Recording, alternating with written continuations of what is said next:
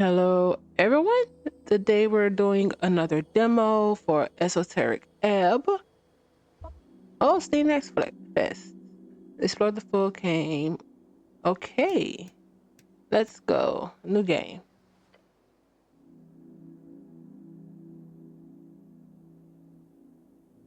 Right into it. Every shepherd knows the song. It bellows up the river. Earth lives in the sliver of land. Tarna lament folk player. Strength measures your natural bodily prowess alongside a testosterone-fueled mindset. As a man, it is only proper for you to hone your figure and its capabilities. But why? The search for meaning is as vital as the struggle towards competency. Luckily, you already know your cause: to protect the innocent, to lead the weak, to sacrifice until nothing but your bones hit the pavement, to literally die. Become a zealot. Regain your honor. Set out on your divine mission. The cleric's unique stake on strength. Um, lower uses roles. Okay, I understand. Okay, so the uses. Higher strength allows you to equip extra items. That's cool. Be violent and are manly, useful in encounters. Religious fervor and aesthetic nationalism. Increased manhood. Mechanical benefits of strength. Role. A high strength cleric is vital for the party of Norvik. Prays to his dead god, uses brute force on puzzles, punches big bag evil guys in the face, wants to become a real human hero, loves quests simple as. A low strength cleric is a weak, sniveling rat, bows down to anyone stronger, can't handle the banner, gives up when the going gets tough, is afraid of women, doesn't care about quests, how strength impacts. Okay, let's go through all of these. Next is Dex. Then I'll do the background to figure out what I want to do. Dex. The cleric's unit takes on dexterity. It is imperative to use. It is imperative to simply explain to those people they have the right to choose. Belief in oneself is just. Wealth is built from within. Meriadic moon watch sights beyond reels. Dexterity measures natural reactivity, balance, and poise. The haste with which you express a witty remark or notice a nervous glance. And of course, your ability to gracefully avoid the consequences of your actions. It is all about risk versus reward. It is the feeling of self-preservation when everything falls apart around you. To grab as much as you can while the grabbing's good. To progress towards a new future full of freedom, so those who look out for themselves can prosper and survive. I promise you, no one else will. Uses? Of enough decks, you can steal anything, pick locks, you sneak and dodge traps, roll initiative, and react quickly as a dashing rogue. Become rich as as a Republican revolutionary. Just run away, dummy. Roll. Vote a high dex votes for the revolutionary free striders, collects piles of shiny coins, acts first in every encounter, avoids trouble before it brews, always has a witty reply, looks out for himself, takes big risks, and wins every time.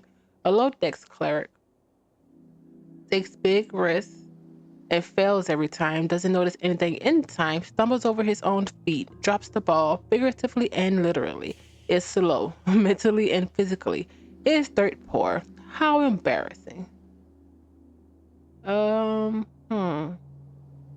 Constitution. Always listen to your hungry stomach. The the hedonist, a blind manifesto. The Constitution measures your natural stamina, both mental and physical. It's how much you can take before going down. The world is harsh and unforgiving. It will beat you to a pulp with words and sticks. So listen to your gut. The instinct that kicks in when you're standing on the pit is the voice that speaks nothing but bodily truth. Every choice you make, every emotion you accumulate, can be traced down to the lower health of the stomach of yours. Follow it. Retain the mortality of fleshy logic. Simple, easy, truthful. It's needed for hit points, control your body, and its esoteric connection. Your political party polled 2% last week, and you don't care. pain is good for you. Row. High con. Keeps forgetting there's an election. Focuses on the good things in life. Is tougher than entropy. Keeps his neuroticism in check. Talks about the spirits in the walls. Wow. Listen to his gut. It's already dead. A low con. Cleric will die. Panics over everything. Listen to his gut and is wrong. Has no control of his bodily functions. Can't handle the pain. Has no special connection with walls. Int. A glorious design. Let those who learn lead. Through merit and ability and nothing else. Lord Fallius Prax. Autobiography Prax. Intelligence measures your ability to recall, store, and process information. It is your logical receptacle and calculator. It is only proper for you to hone this pulsating mass within your skull. But why? Simple. Pure, unadulterated ego. Knowledge rules the world. So too shall you one day lead the weak. Bring your genius to the masses. If they do not bow, they do not deserve you. You know everything about the past. Therefore, it is only rational you will truly know the future as well. Enlighten the ignorant masses. High and lets you prepare more spells. Think, plan, and execute your actual plan. Complete your magocratic return. Vote for yourself.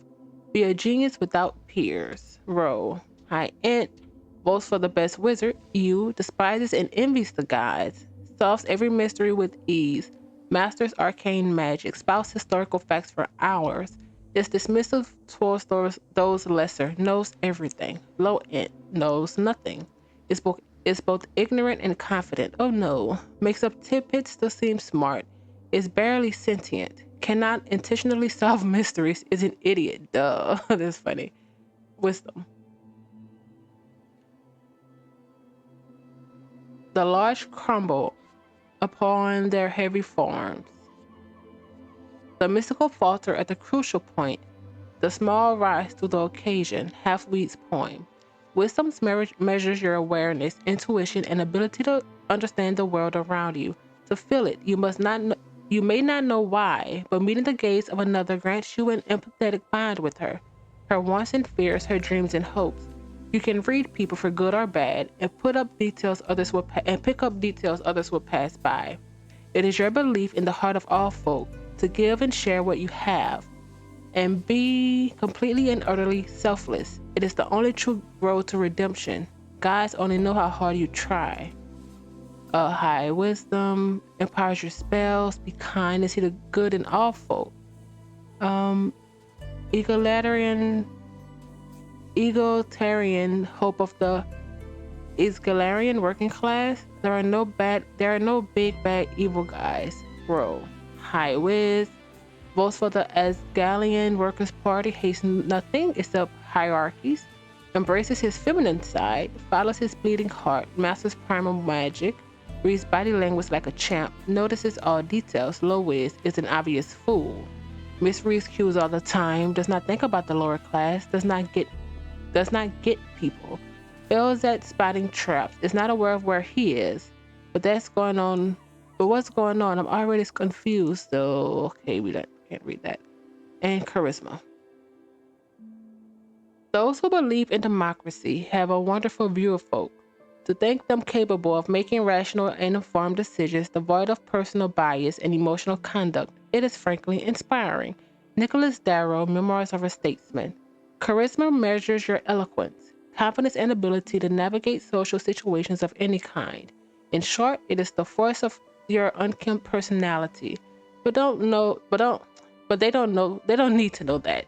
Smooth talk your way into any position of your liking. You can be affiliated with any known faction or thought.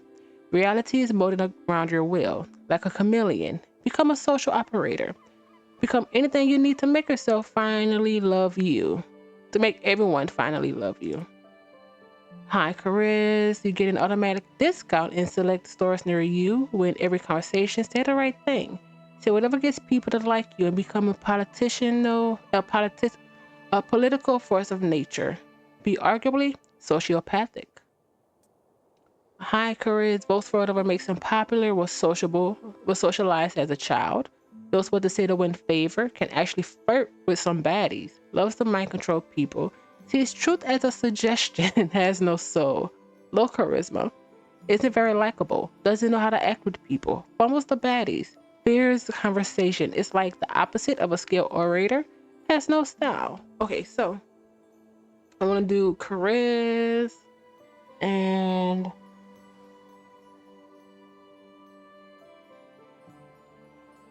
I was thinking strength, but I want to do something off that doesn't seem.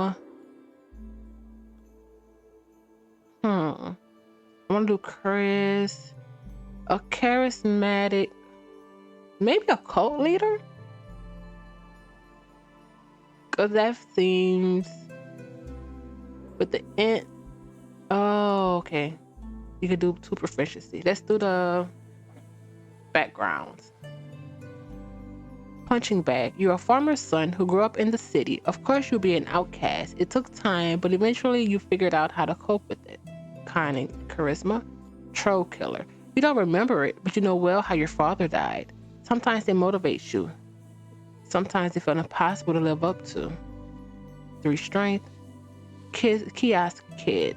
Your mom wasn't around a lot, so to keep you out of trouble, she forced you to get a post-school job. You still despise the smell of newspapers. Dex and charisma. Lore enthusiast. Spending time alone in the city, you often ended up on the Darwin Library. The strange history of Joris realm was a constant companion to you. It was crowd pleaser. Inevitably, you ended up with the wrong crowd. You quickly picked up on the slang and radical terminology, doing anything to get real friends. Charisma. Little weirdo. You were a novelty to them, the boy who would do or say anything for their attention, for their approval.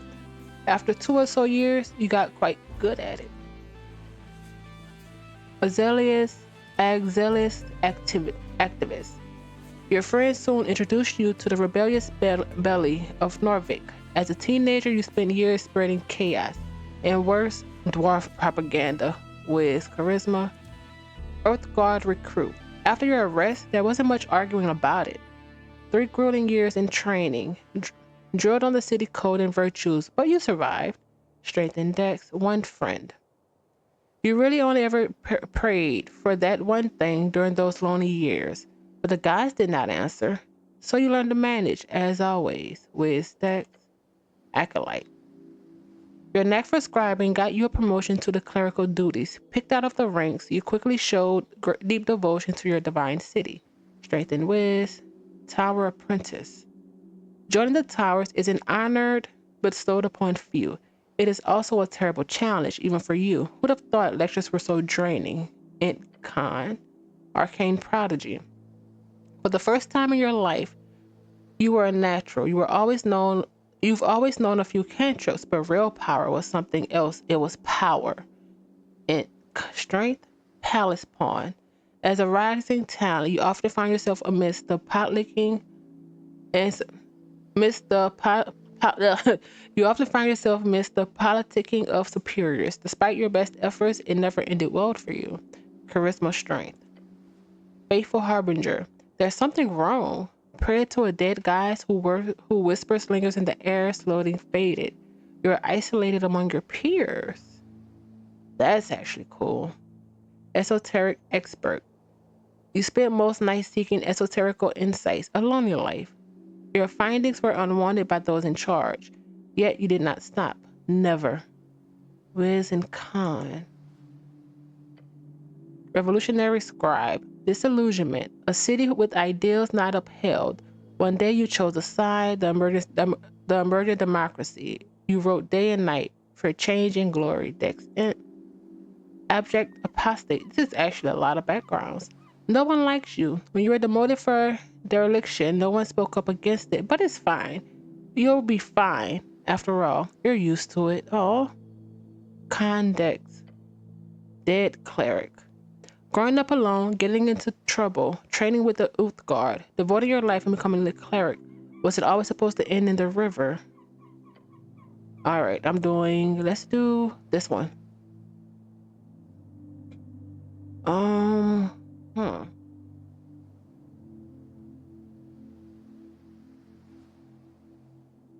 Dead cleric. With let's do wisdom and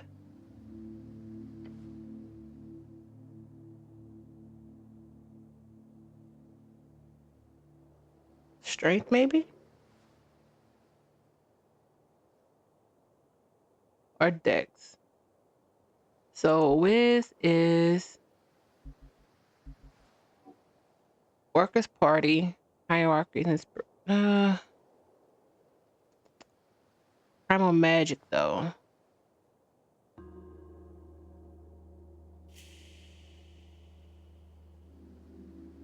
So Wiz and what's kind again?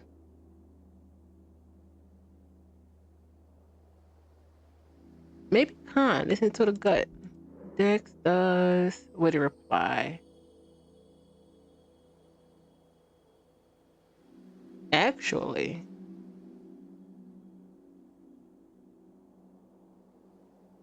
um, I think Dex and Wisdom actually may go well with this.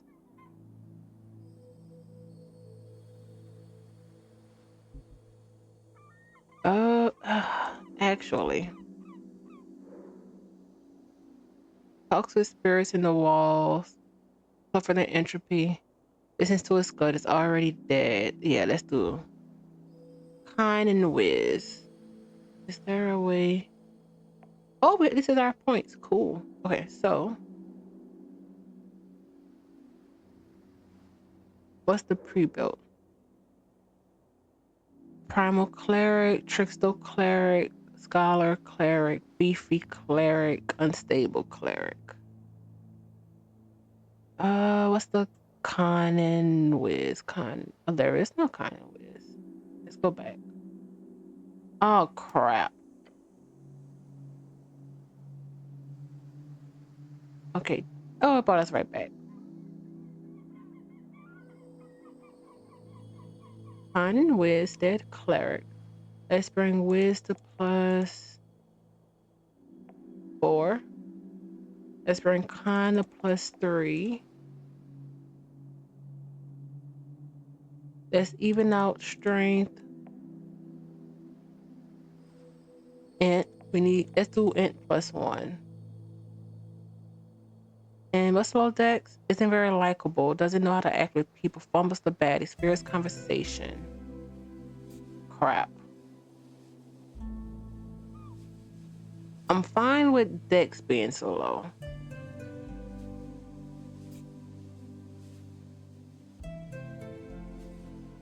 Let's bring Wiz to 3 then.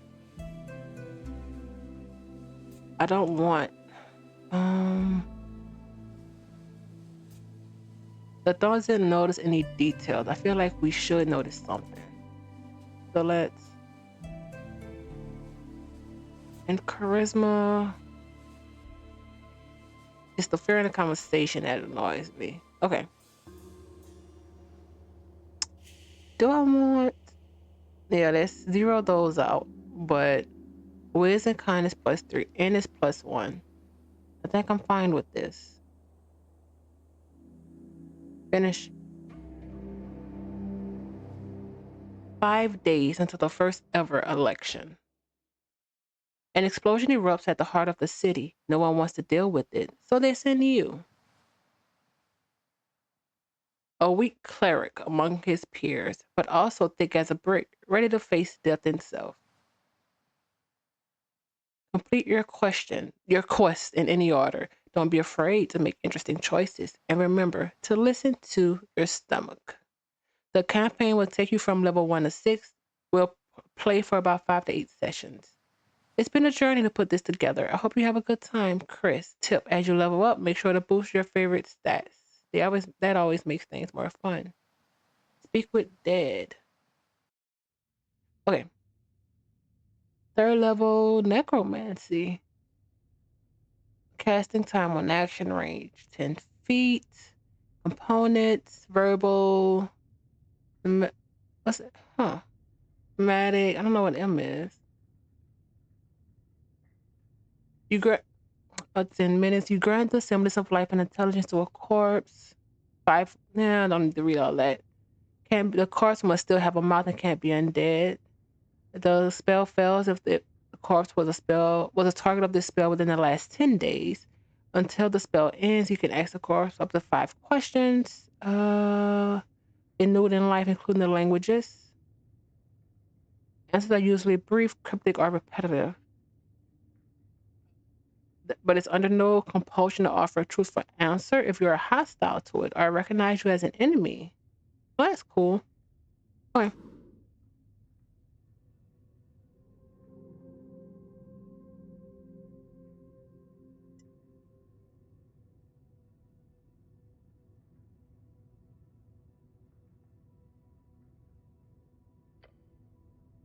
Truth and nothing else, a voice declares. Jor. What is your name?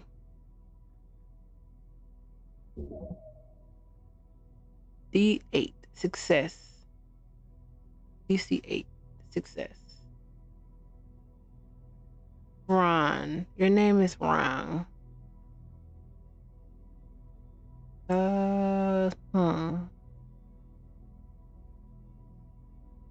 I wish it showed us our roles. That doesn't sound right. No one calls you by your name, son of a gun. What? You're often referred to as cleric. So my name is... Yes, speak it. We're gonna stay silent. You say nothing. Another question from the darkness. What is your occupation? You're dead? Constitution. Dead? How can you be dead? You're thinking, aren't you? Dead does not mean gone. What are you, a fucking poet? What's an occupation in this context? Work. Getting paid for labor. I would really like to see these roles. Didn't you have a job? Something really important? Your class? Tell the voice about your class. Class? What class am I? Lower class? I'm not. Honestly, since you don't know who you're dealing with here, I guess it is probably smart to shut up. It takes a while before the next question is... Wait, are they doing Speak with Dead on us? What's your name? That's 1. Wait, what? Doesn't sound right. What's your occupation? Excuse me. Okay, we need to see this Jor. Okay, Jor, what's your name? That's 1. What's your occupation is 2. The rest is us talking to ourselves. Okay, so 3. It takes a while before the next question is posed. What is your current goal? We need to find out who blew up the tea shop. The Goblin Chieftain. She needs you.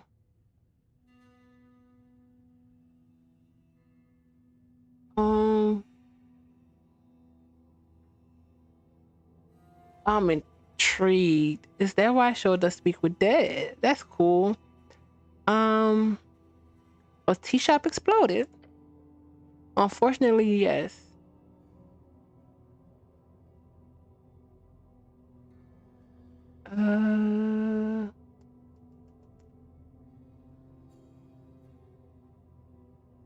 I don't have any strong opinions on tea shops. In fact, I never think of them. You know what? That's not good. I like tea shops. They are lovely, yes. You may ruminate further on the tea shops at a later date. There is a question to be answered. Your goal is... Why are these questions? No clue, but you should keep on talking, alright? You feel the charisma. It's been silent here for far too long. To find the chopping chieftain. Is that right?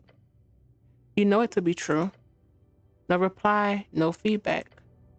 Then the voice asks, what is your political affiliation? That's four. The question strikes your entire consciousness, sending it spinning. If you care for your fellow, vote for the Azagalus. And the duty of the power, it is the duty of the powerful to lead. That is you, no one else.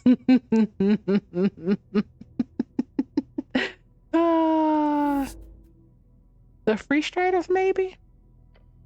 Then again, you're no revolutionary. Things just move way too fast these days. Elections are exhausting. We felt that.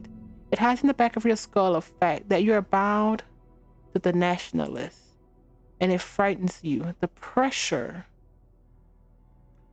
The exiles. I have no idea what that is, but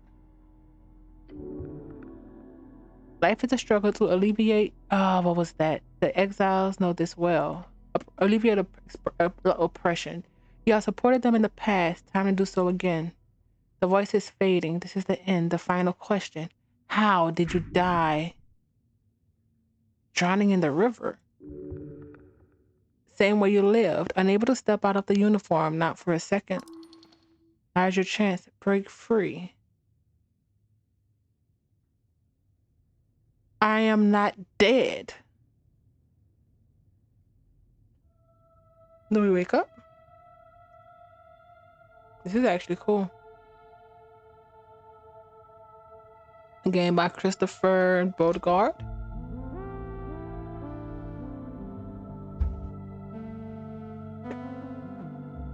So whoever is questioning us didn't kill us. So we know that for sure. Isaac Johnson, sound design.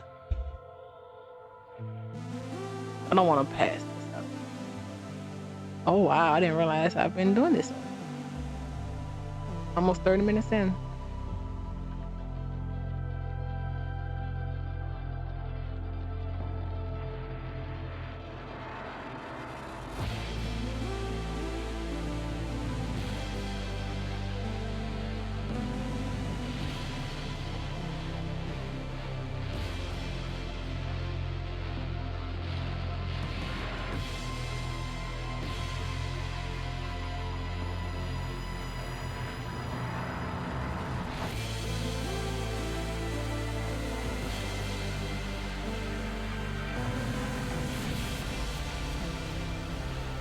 Esoteric Ebb.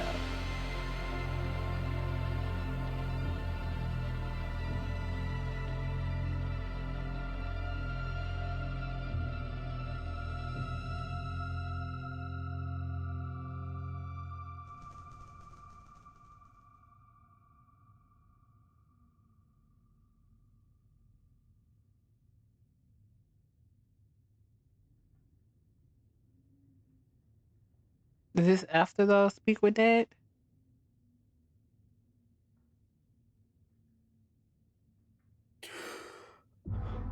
Day 1. March 22nd.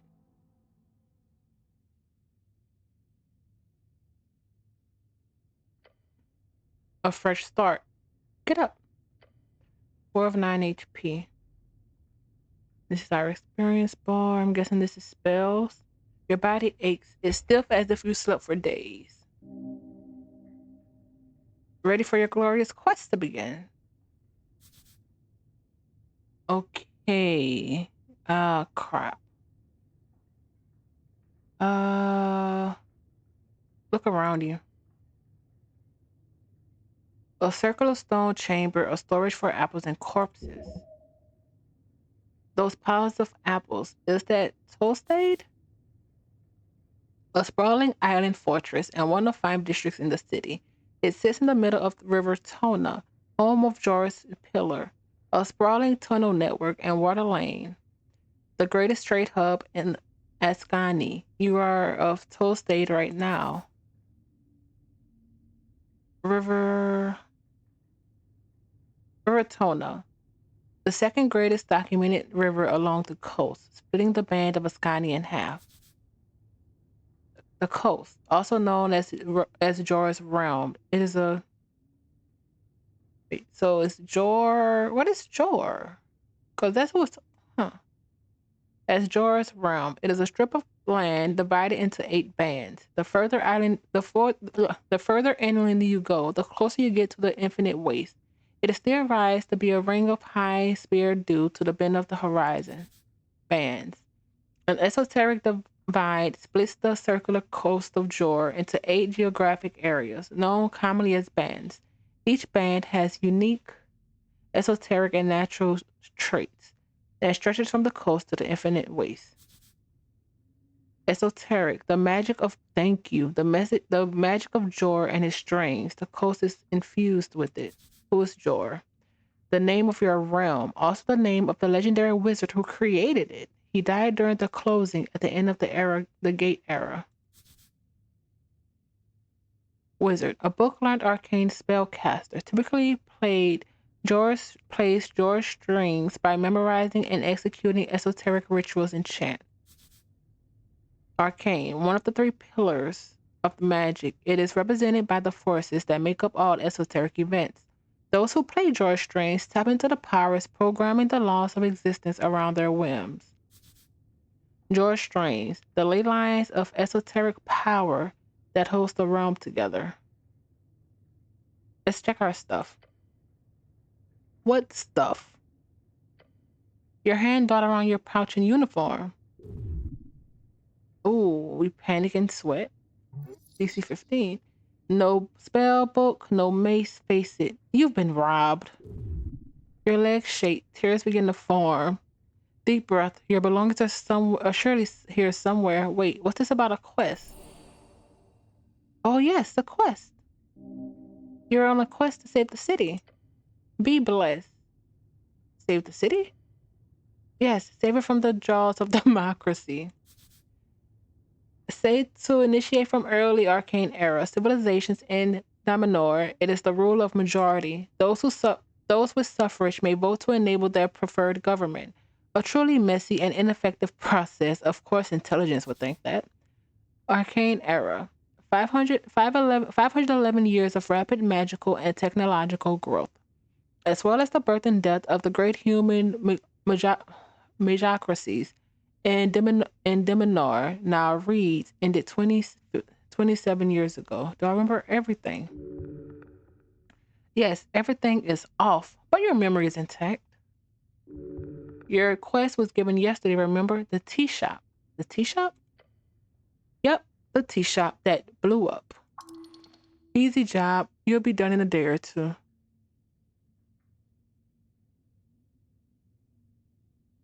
Um, Wait, how much time do I have? Until the election, duh. That's that. Which is in 5 days. The patriarch was very clear. Another the tea shop before election. A top clerical rank in Norvik. Different from Lord Patriarch, which is the traditional administrative leader of the city. Only about a dozen men currently hold the rank.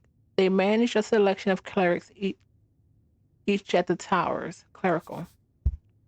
A servant of a god, deeply devoted and spiritually connected. Typically a divine spellcaster given power through their deity. One of the 3 pillars of magic, a divine. It is represented by the sacred, the faith of all folk, their souls, and is granted by gods who once walked among us. You must honor this quest. You must honor this request and complete this quest. Time only advances when you make new choices in dialogue. The move on one, I'm guessing. So I've done this before.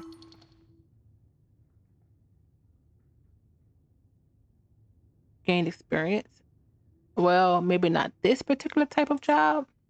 Your previous experience lies more in some of Youth Guard military service, as well as a few years at the towers. Youth Guard is the heroes of Norvik, keepers of city law, defenders of humanity, your brothers. Rogue sorcery was not your main subject, but yes, you've read a lot about these type of fiery events. They are not too common these days. However, this incident does not appear overly complex. A quest like quests? Good attitude. There's always more around the corner, so look out. Don't want to miss anything. Don't want to miss any. So to be clear, I need to figure out who blew up some random tea shop. More or less. But you got like 5 days to do it, so no stress. So can I think about this first? Time is limited. It's just a lot to... Oh, crap. You feel dizzy. The weight of the youth guard uniform, a dull pain takes hold. Your body aches. Its contents rotting. You must consume an apple now. If your stats are high or low enough, chimes will appear in your mind. They will suggest, inform, and offer unique paths. Trust them at your own risk. Uh-huh. Rubber temples. As you do, your fingers touch upon cold steel. It is covering your entire head. Colloquially known as a helmet. Can I take it off? No. Oh, wow. I wouldn't do that. We've been... Oh, what is these DC-20s? Like ripping off your own face. Not a good idea. Not yet. Wow. Can't wait until you do. But charisma did it. Okay, thank you. How are we going to eat? Behold. An apple looks better than the ones in the pile. A place where death ends. Pick me up. Regain one. Seriously? Let's take it.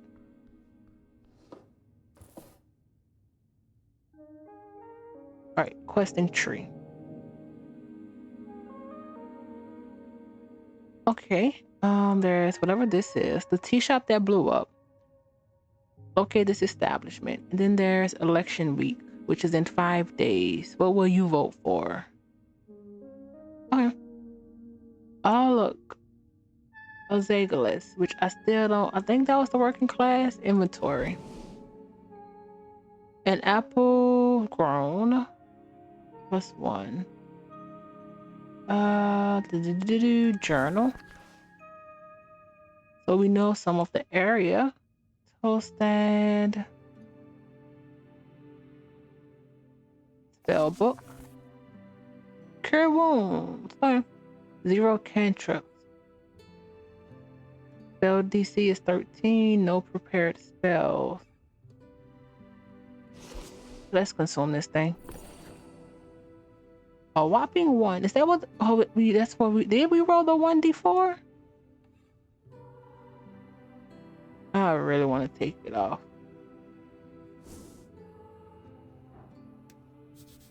This isn't yours, is it?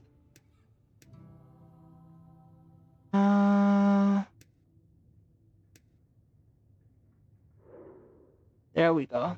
Oh yeah. Okay, I just wanted to make sure we are a whiz and con. That's with the C button. A very important piece of paper.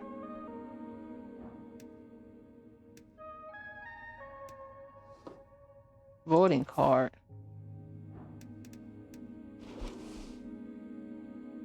A scuffed voting card made out to Ragnar Hillam. Is that us? It's from a dwarven office for some reason, and someone has checked it in all 5 parties on the list. You need to bring this to a polling place on election day if your voice is to be heard. Let's examine. You pick up the surprisingly thick piece of paper with a shaking hand. The card is slightly torn and has clearly been drenched at some point. At the top it says Rostork in big bold lettering. Voting card in fancy Ascani Dwarven. Skand, one of the 8 bands along the coast, is a cold, mountainy realm. It is your home, also referred to as Ascani interchangeably. All right. 5 days remaining. Look at the list of parties. Nationalists, Party of Norvik.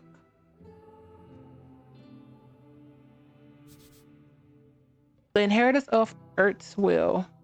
a theocratic organization founded to uphold the old ways, headed by magistrates and 20-something noble families. Okay. Free Striders, Revolutionary Army.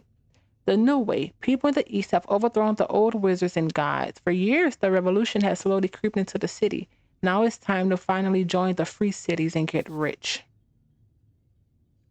Free cities, a collection of city-states and reeds, all united under the golden banner of free striderism. Norvik will join them one way or another. You know this, your home city, founded by the gods towards the end of the Coast War, built upon several layers of ancient ruins. Coast War.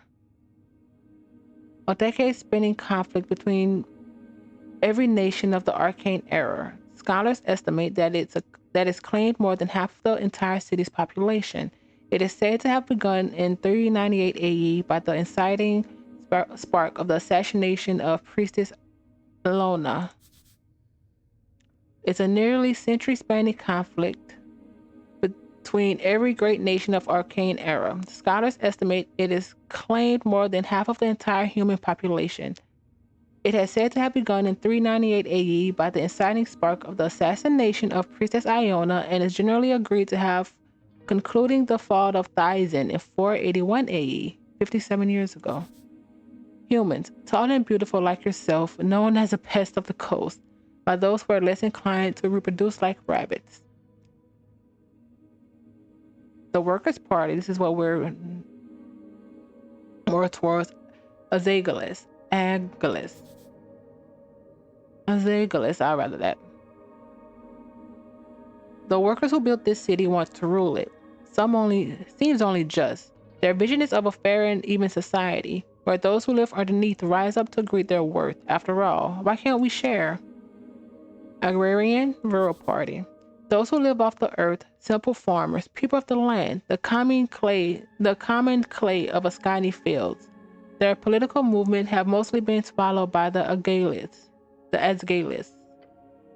Arcanists, Party of Magic. The Majocrats who rule pre-Coast War human civilizations in old Deminar. Also a very minor political party in Norvik. Deminar. The ancient era name for reeds, often referred to as Old Deminar. The name was changed by the Free Strider revolutionaries to mark the end of the old Majocracy. I'm not going to pronounce that. The reeds. One of the 8 bands along the coast, it is a temperate land of lowland and many lakes. Commonly seen as the homeland of humans, large portion of still cursed, holding entire undead cities, eternally burning valleys and floating mountains. And finally, the last box doesn't say anything. This is where you can input whatever you want, or just leave it empty for a no vote. The box next to each party is filled with a smudged mark, including the last empty one. Are these all the parties? Oh, no, it's not. There are about a dozen other large parties in Norvik, which we know, It was founded upon the end of the Reconquest in 468 AE, 70 years ago. The Reconquest, a historical event in Norvik. It began with Earth's landing in 466 AE and is said to have been finished by 468 AE.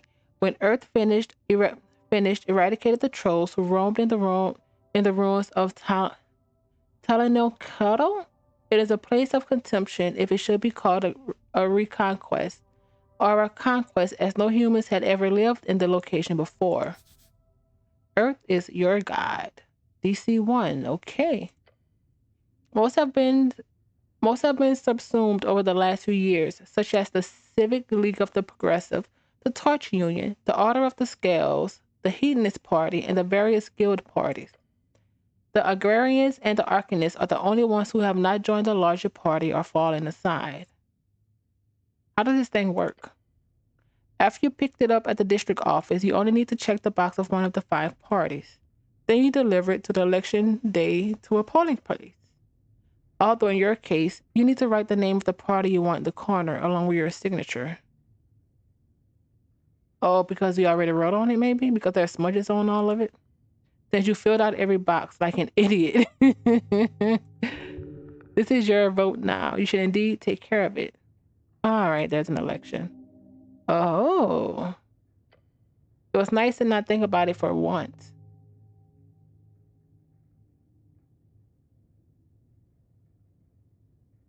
We've never had one of those before. Neat.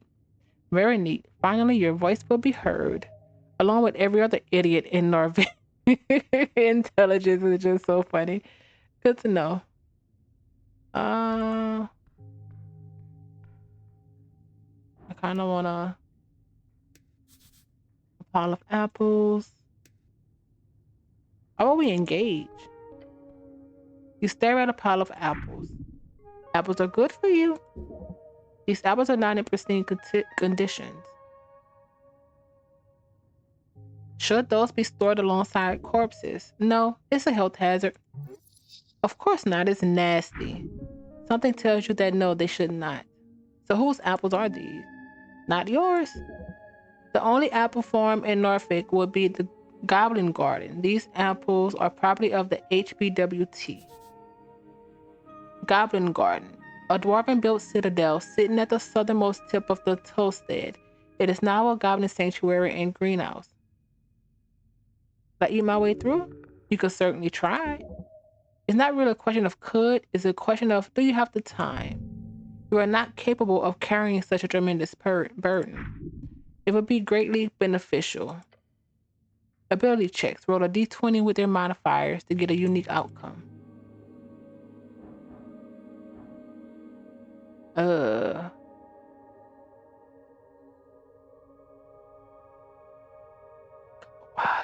We are con though.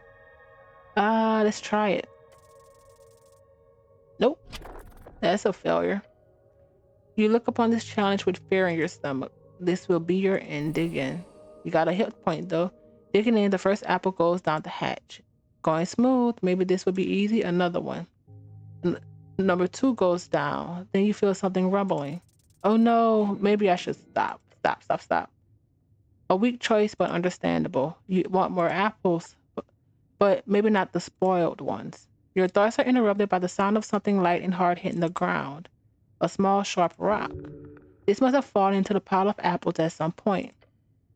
It is a highly esoteric object. Pick it up. Shard of jar. As you weigh it in your hands, a tingle shoots up your arm. Esoteric. A shard. It is connected with the string. These first shards of jar can be consumed to unlock failed ability checks. Normally checks can be unlocked upon the completion of a short or long rest.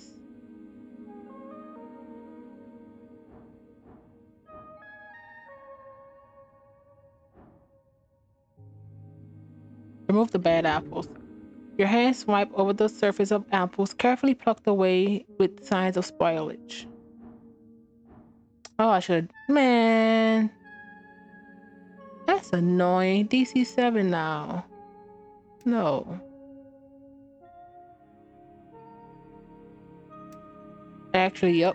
Let's try it again. Okay.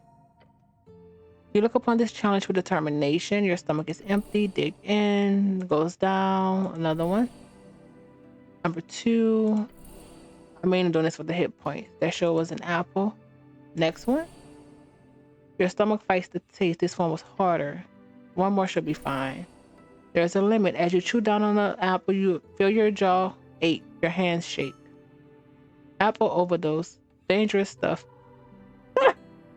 Excuse me. No such thing. Come on. You feel refreshed for a moment at least. The pile of apples tower over you still. You barely made a dent. You feel sick. You see something sticking out of the pile of apples. A piece of paper? No. It is a spell scroll. Dancing light. The scroll is just for a common cantrip. Oh well. You quickly memorize the scroll, consuming it in your psyche, as you always do. Oh, we failed that. Some people at the towers used to feel your innate power to master magic like that. The home base of the Order of the Arcane Clerics of Norvik, also known as the OACN. Nobody calls them that, which is understandable. It's pretty terrifying. Cantrips are spells that can be cast at will outside of dialogue. They do not consume any spell slots. You can access your cantrips in the bottom right. Check the cantrip. Dancing light. No. And the short rest. Where's the spell slot? I want this. Divine scripture, where does it belong? Shield of Faith. Memorize.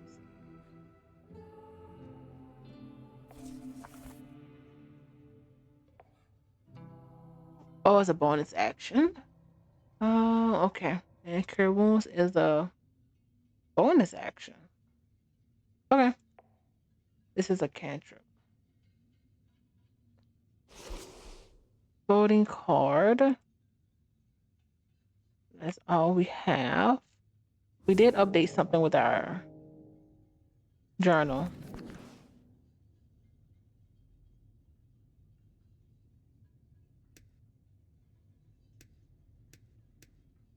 Religion City.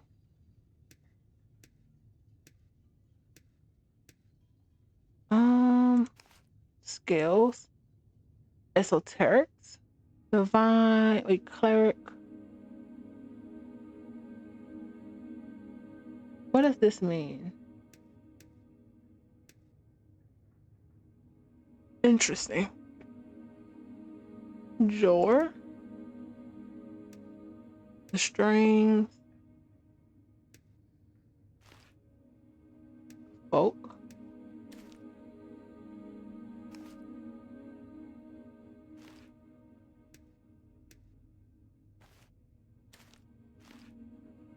Okay.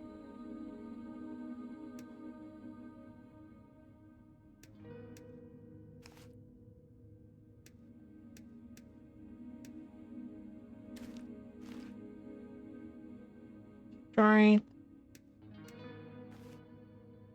Okay, so it separates. Some of it is separated. Kind, agrarian. Intelligence. You have so much stuff with.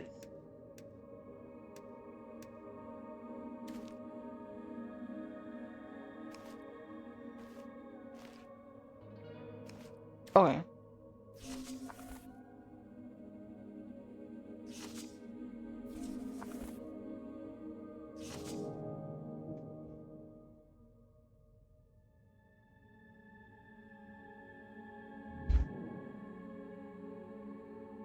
Um, 7 of 9. Let's trifle. Let's trifle through it. -1 charisma. I don't want it though. It's a corpse under a blanket. You stare at a blue rag. It's draped over the outline of someone. Let's check under. You find a cold corpse of a human. Thinning blind hair, unkempt facial structure. The DC of a dice choice is determined by how challenging that roll will be for you. If you select a dice choice, you then roll a 20-sided. We know that. I'm good with corpses, right? What do you mean? Like, I've been trained to handle them, right? You know exactly what you're doing. Formal training is for people without true talent.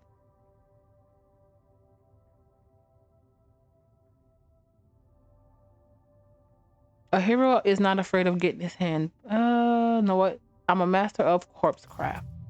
Indeed. Did it go up? Wait, did it go up? I think it did. -2 DC. Believe in your non-existent abilities.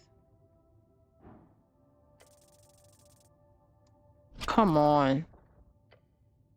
There's something strange here. We must look closer. Lean in and look closer. Harsh scars cover their skin. Signs of being either a hard worker or a careless worker litter his skin. Make sure to check the back as well. Try to move it. The moment you touch it, black veins appear over his skin. A feeling of impending doom comes over you. Your stomach drops. The lair of a lich. We know what that is.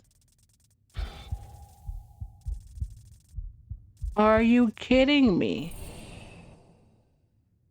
Wave of pain. Neurotic energies. Let go of the damn thing. Drop it. The moment you let go, the pain subsides. Now I'm back to freaking one. The dark marks on his skin appear as quickly as they showed up. What a horrific spell. This corpse is cursed by something wicked beyond your powers. You slowly cover up the corpse once more. Keep an eye out.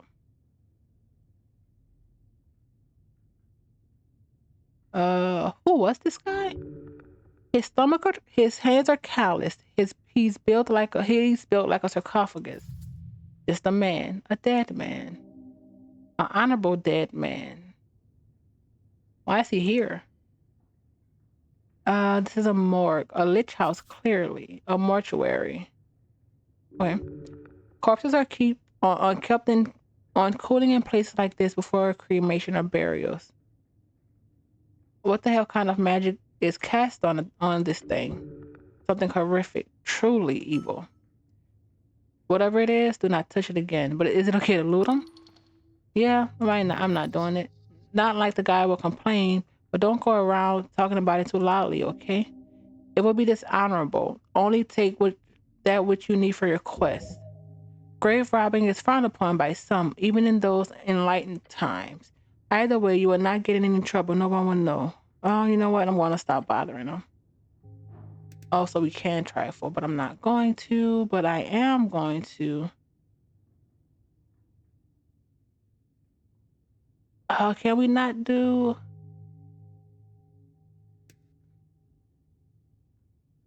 That's annoying.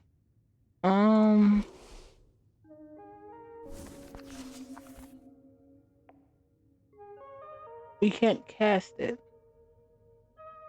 That's fine. Oh wait, there was... Here we go. A vase of leaves smells lovely. Before we do any of... Now we can't do that again.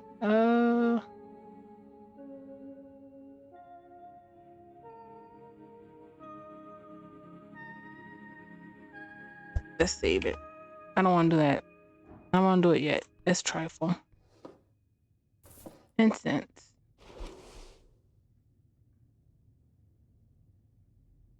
Can be used to consume a first level. Yeah, they're not spent, but we can't use them right now.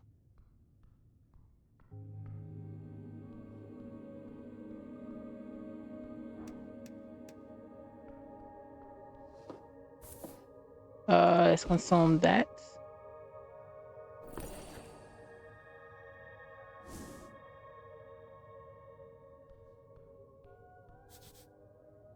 Mountain of apples. This guy, he just won't move. He's probably gonna freak out. Let's save it. He looks indecisive.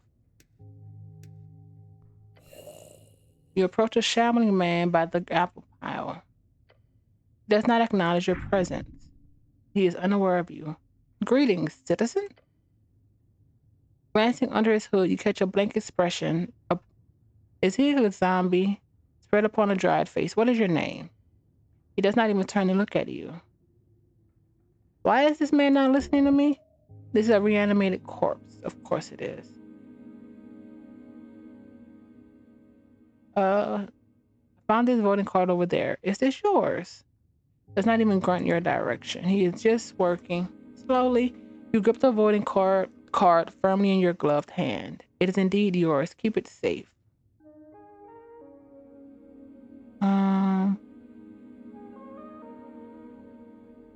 I need to establish an Agalius government. It's the only way for us to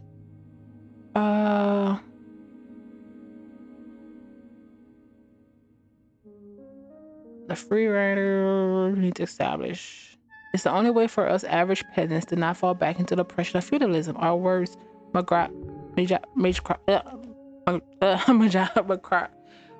why is this so hard? Majocracy, a government with heart. You lean a little further for being a gayless. Choosing the political stance with times, keeps moving apples. Oh.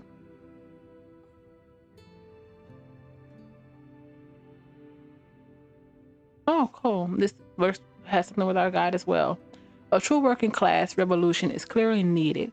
Cooperative ownership of the guilds is the first step, just like Earth established with the Norvikian collective agriculture. The fleshy ball playing does not reply or counter your words. Am I boring you? As the zombie carefully places another apple at the top of the pile. He does not have an opinion of any kind. Let's go. But we can't go that way either. Save it. What is this? A divine shrine covered in apples. The ruins fill your senses as you approach the ruins. The color is faded. This monument is hollow, void of all life and divinity. And worse, it's covered in rotten apples.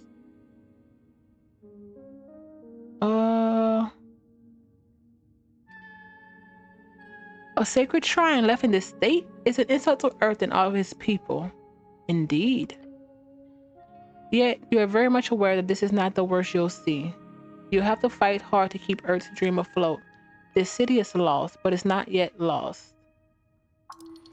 How poetic. You're also aware the city is very much in need of change. Change from what? An honorable lifestyle? A peaceful city for humans to prosper in? Change from stagnation and a mirror of decay.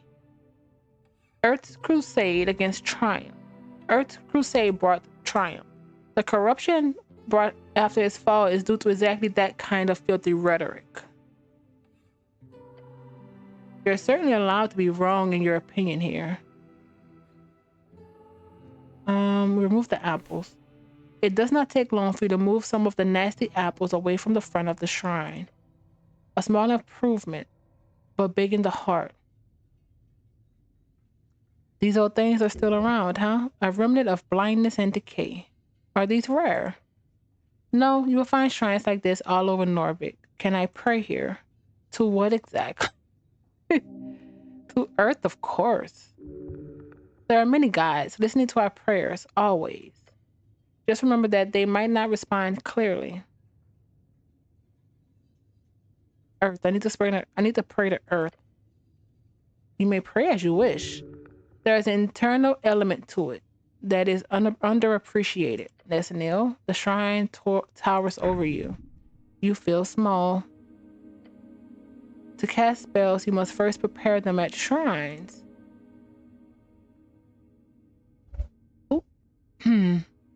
Prepared spells can be cast when the cleric has a reason to do so. In or out of dialogues, each cast expands one slot at the corresponding level. And what other guys up there are there? Many, you know a few. Tokic the Gambler, a trickster, the type of god only famous for his ridiculous ploys. Tokic the Gambler is often seen as a silly goblin myth. Goblin short and green, little monsters, 3 tribes in Norvik. Monstrosity, defined as a non-sentient creature born out of a magical means. In truth, there are a few goblins who still worship him after the conquest. The correct way of referring to the historical element in which humans founded Norvik. Most humans, however, refer to as the reconquest. But we know that they never were there. They weren't there before, so it can't be a reconquest. We've read that. Praying to Torkid would, if you for some reason would get a response, only result in the exact opposite of whatever you wanted. The father of Norvik, Earth. You've devoted your life to following his footsteps. I'm done. So you are. Wait, can I hear here through divine assurance or something? Not precisely. The gods do not usually grant divine interventions for minor injuries. Do you think they care? If you want healing, you have to do it yourself. With the power channeled through Earth, yes. Come on.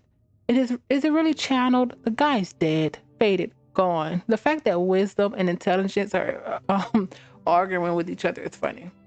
You're most likely simply handling some esoteric leftover smudged on the stripes. I'm exhausted. When did I get exhausted? Oh, I am exhausted. Let's pray. Staring at the chiseled monument, you focus your mind. You take a deep breath and begin your prayer. And tranquility.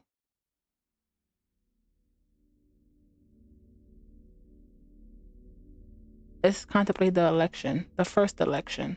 Your vote won't matter. Your vote will be the most important of all. Ask those around you what they will vote for, and you will find your own voice along the way. Contemplate the tea shop. You let your mind go through the basis of what you know. The tea shop was destroyed in the middle of the day. Minor injuries were reported. Your goal is to enter the tea shop and investigate it properly. That's it. Can I return here when I have more things to think about? Always. Finish praying. Oh, I thought I was going to bring it down. Prepare spells. To the right, you may view a list of all your available spells. In order to cast spells, you need to first prepare them by approaching the shrines, which are scattered around the city. For each spell you want to prepare, fill in the empty slot to the right. You may only prepare a spell if you have a spell slot of the corresponding level available. Bottom left, 3 first.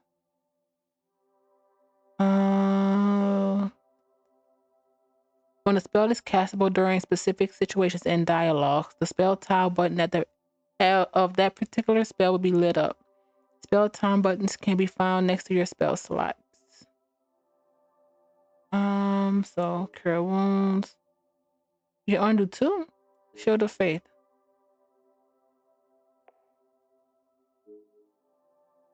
Okay. There we go.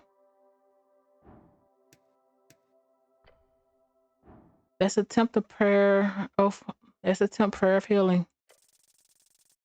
Ooh, net 20. You focus your mind on Earth's symbol, his red eye. And you remember the words.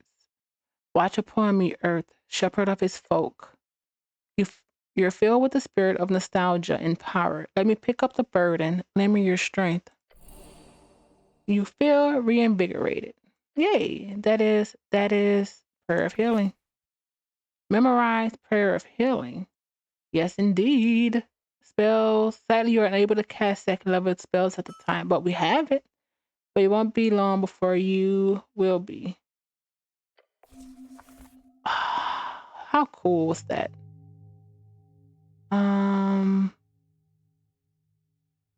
Same.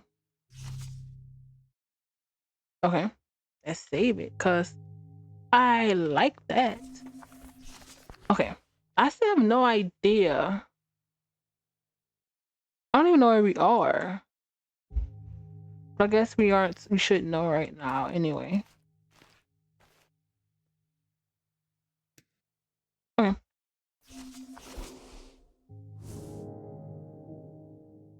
We're 2. Oh, this is the others. I didn't even realize they were here. Okay. 8:50. We've been down here for a minute. He's not going to get out the way. I do not want. What's our dex? No, because didn't they have a minus? Yeah, I'm not taking that. I'm pretty sure I had a minus of something. Still exhausted though. Not exhaustion. But I think this does exhaustion, right? No, it just health. A short rest cures exhaustion. A spiral staircase. Let's go. Situational spells. Okay. Good morning, cleric. An empty pot. Looks inside. You're looking inside, you find this pot to be empty. Most certain strange herbs or ashes, this one does not. The pot was recently emptied. You can still see remnants of dust at the bottom. There is fear. Oh, you must grow sturdier. You hedonist fool. Pray the stomach dies and let the mind work without its poisonous influence. Okay, what is this? Mushrooms, probably edible. Swamp extract. Ooh. Not mind altering, probably, but 3 HP. Take that.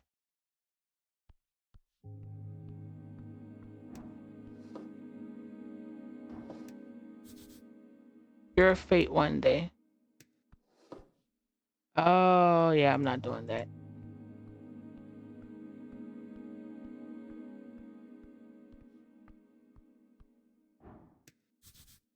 Wait, is this ours? -3 intelligence, ruined prayer book. The book is ruined. Most of the pages, while dry now, have been completely drenched. Only a few pages of the soggy, brackish papyrus pages are readable. They appear to contain some type of undecipherable symbols. Ascani writing of the most basic kind. Wait, oh no. Someone has attempted to drive this to the best of their ability. No, no, no, by Earth. Phoenix Folio updated. This is the prayer book. So many hours. This is your prayer book. So many hours wasted? You would have to rebind the whole thing. It is ruined. They'll cost a fortune. A chant book is able to sustain humidity, not underwater excursions. You should have protected Earth's chants more carefully. What a disgrace. We're taking it. Did it really give us...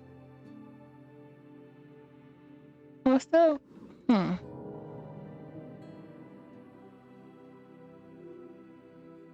All right.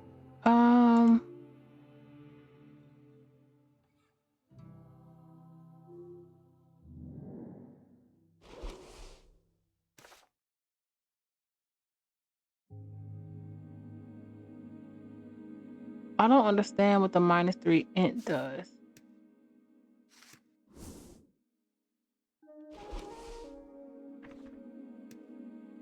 Why would we use it if it... I'm confused.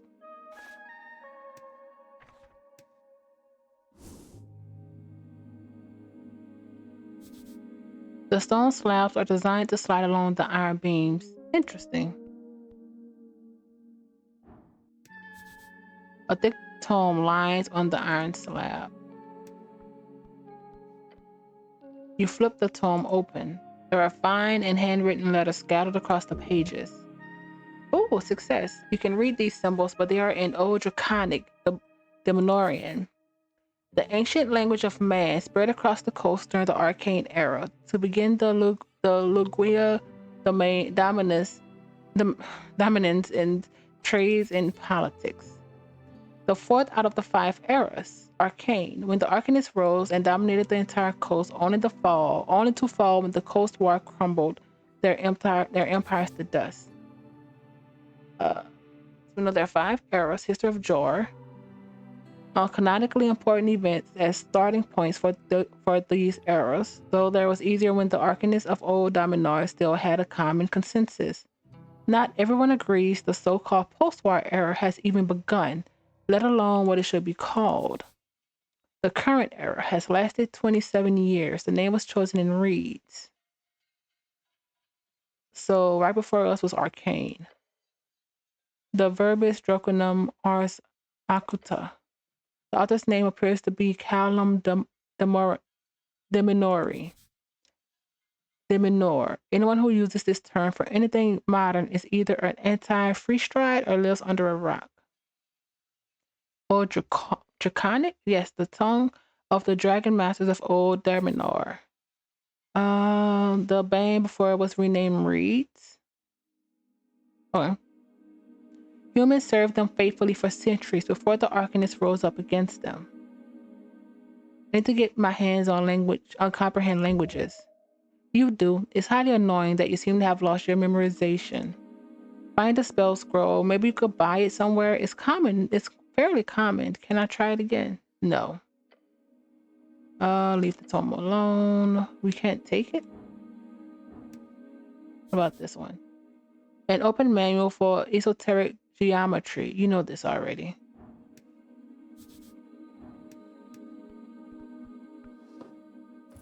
Take that.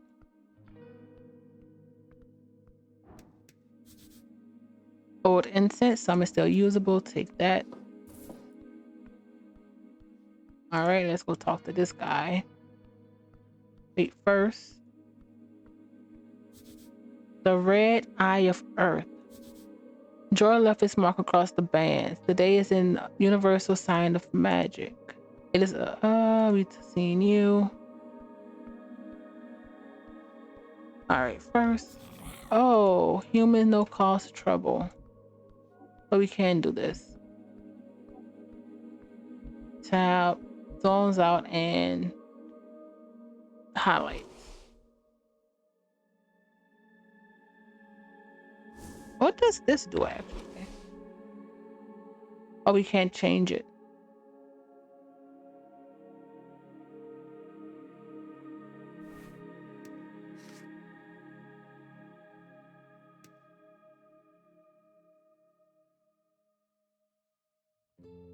Yeah, we need to rebind that for sure.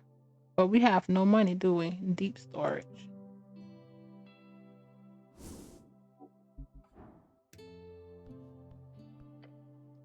So many books, basic manuals, arcanist histories, novels.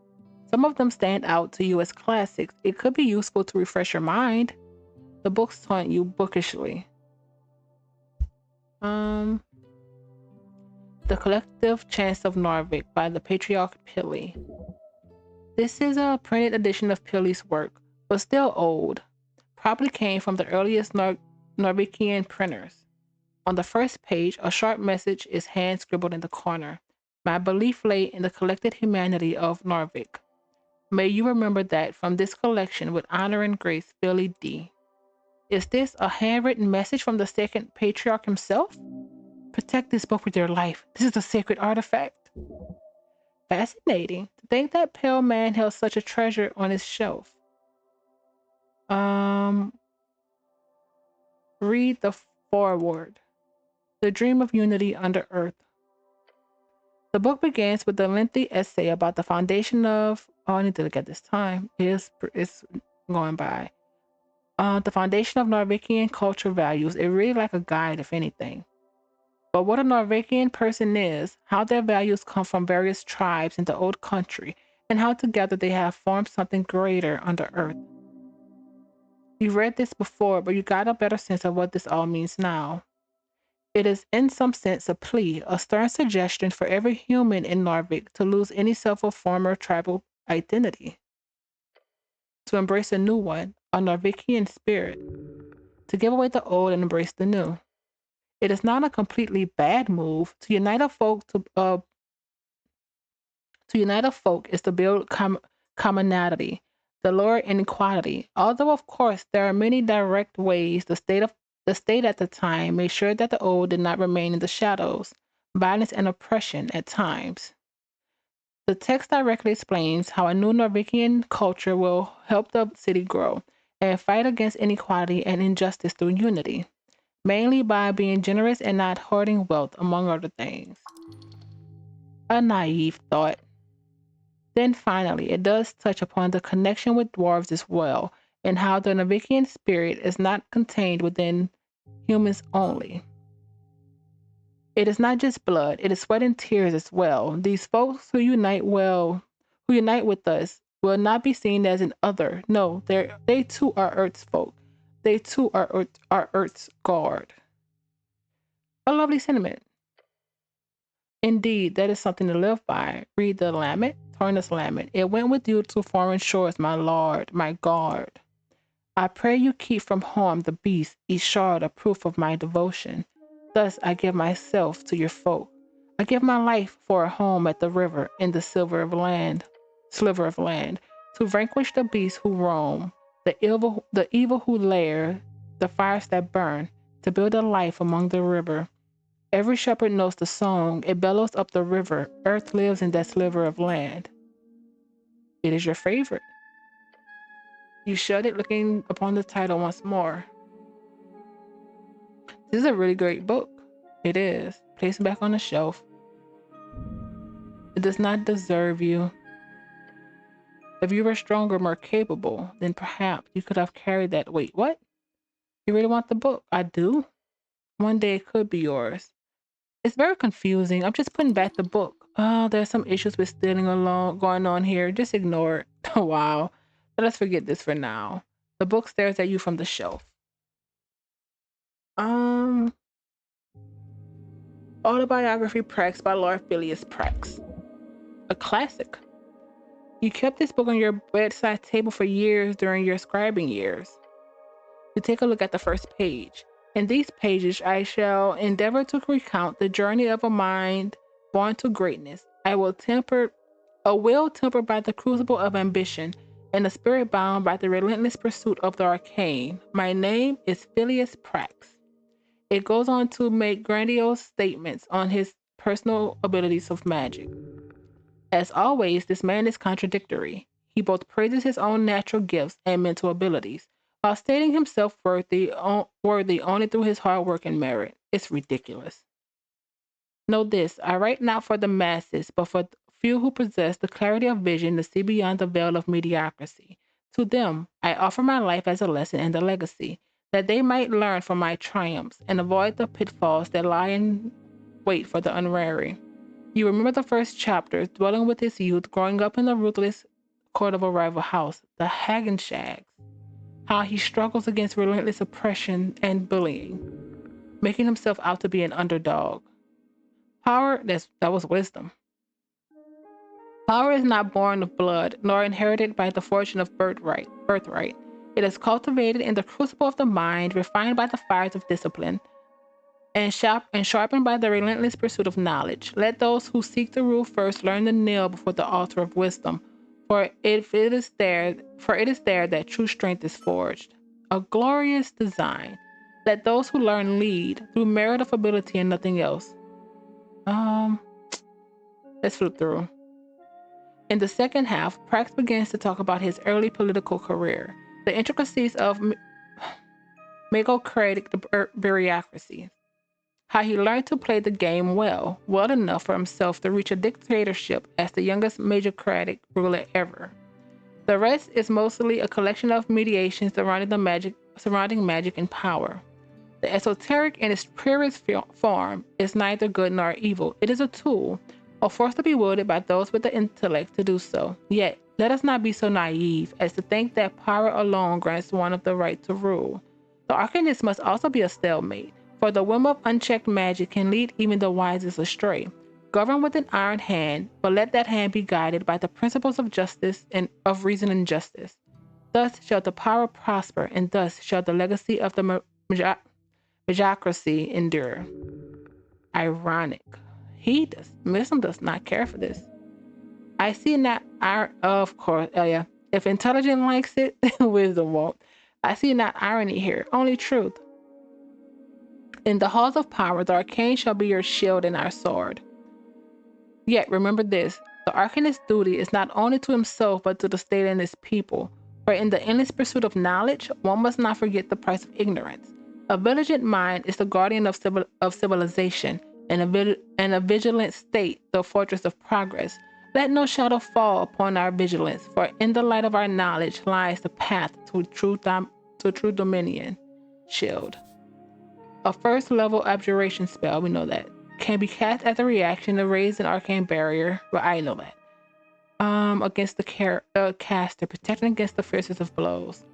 The final parts of the biography focus on an even deeper and more rambling side of ruling.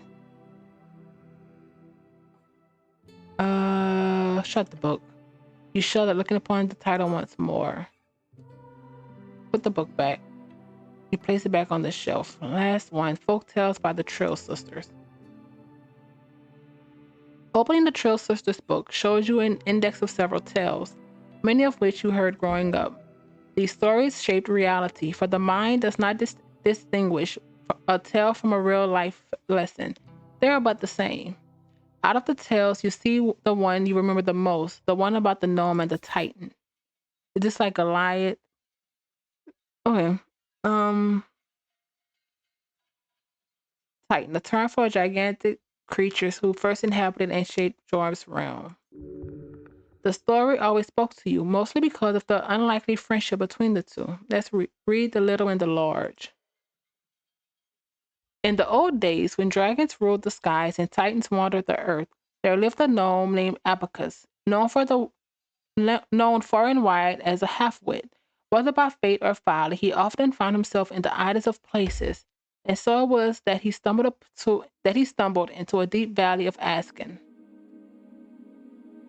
This valley was home to Kayamor, the Mist Titan, a colossus being with fur as thick as the ancient forest and limbs that clutched the very mountains. His upper body was hidden in, or perhaps made of, the swirling mist that filled the valley. But on this day, the valley was not the serene refuge it had once been. The air was thick with ash, the rivers ran black, and the trees stood as charred husks.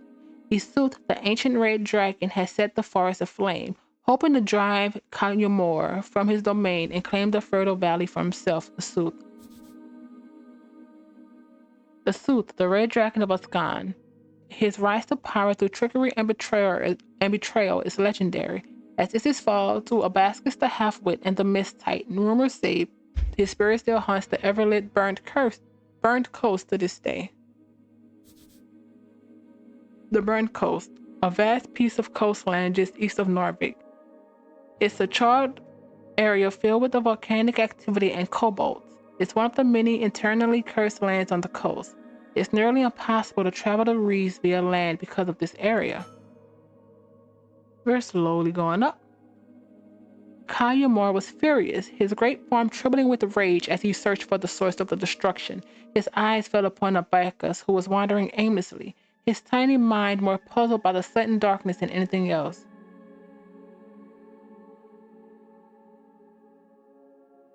To think that the coast was filled with continue to the verses. Circulum chum, who dare brings fire to where none has come. Ashes taint my sacred mist. Speak, small one, lest you be missed. Abacus looked up, squinting through the fog, and scratched his head. Fire? No, I've no fire to share. No flame do I bring, nor ash to bear, for in the dark I see clearest day. 'Tis those who can't that need the flame, they say. Trishglan chum, what nonsense from your tongue does come? What is it that needs this blaze that blackens my mist and dims my days? Well, question thee who needs a flame to light their path and stoke their claim. Perhaps it is Isut, the king, whose flames through your valley bring. Thricklan chum, the dragon's days are surely done. Guide me, gnome, to where he lies. Together we shall dim his skies. A wonderful little tale. I actually like this one. It would make sense that wisdom would like this. And about the little and large. The story goes on to wax about the friendship sparks between this eldritch titan and the silly little gnome as they sought out Isut on his throne. The ancient red dragon then falls to the titan's might after Abacus accidentally guides him to the correct location. One of these classic tales every child in Asken is told growing up. Toll, Earth's brother and mythical explorer of Asken, founded several times along River Tarna, and famously never returned from his expedition to the infinite waste. The term told has nothing to do with the really nothing, and what was the point? Close it. You shut it, looking upon the title once more. Return the book. Oh, leave it alone. Okay. Let's save it. And let's talk to this guy. Ah, that's so cool. to not know information. That's actually I really like that. Engage. Viskin, local mortician. This pale man hunched over the stack of forms, busy at work, his pencil slowly filling out line after line. On the top paper, you see the icon of a serpentine drake.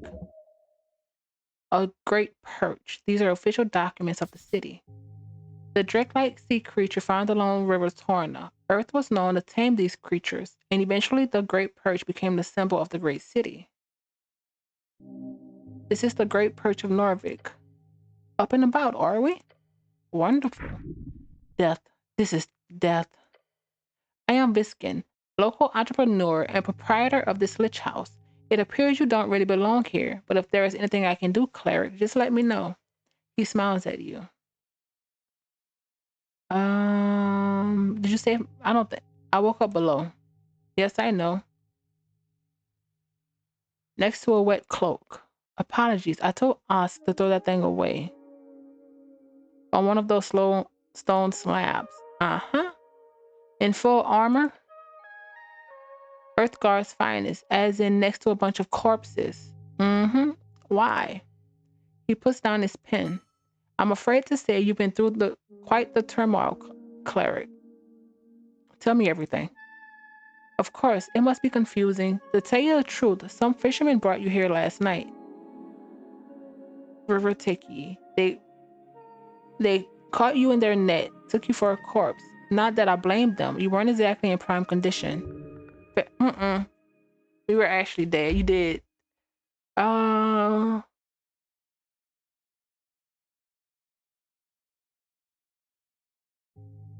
did I end up in the river? Not a river. The river.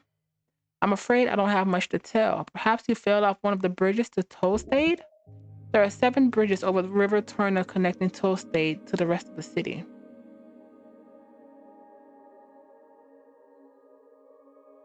I would never fall. It must have been an assassination attempt. How awful. His uncaring tone speaks against its words. Where can I find these fishermen? He ponders your question. I did not ask for names, sorry to say. But perhaps Waterlane? That's just a guess. Waterlane, the largest trade port in Norfolk, located in the massive tunnel piercing the city of Toastade. It is the so-called marvel of the dwarven engineering. It is the reason so many people commute to Toastade over the many bridges, considered as one of the great crafted wonders of the world. Either that or the local tavern. I hope you find them. Who were the fishermen? River guiders, I believe. They did not look like poachers, so my guess would be that. Find them. They hold the truth. So I'm in fact alive? The pale man stops for a moment. He looks you up and down. Yes, I believe you are. I have some other questions. Do you now? Wow. So it would be 28, but because of exhaustion, it's 29. There are zombies downstairs. The dark spots on the corpses below. So that, oh wow, how godlike. How big is this DC?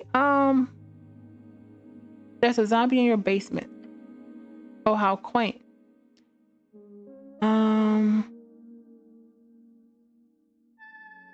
Sure, why is it there?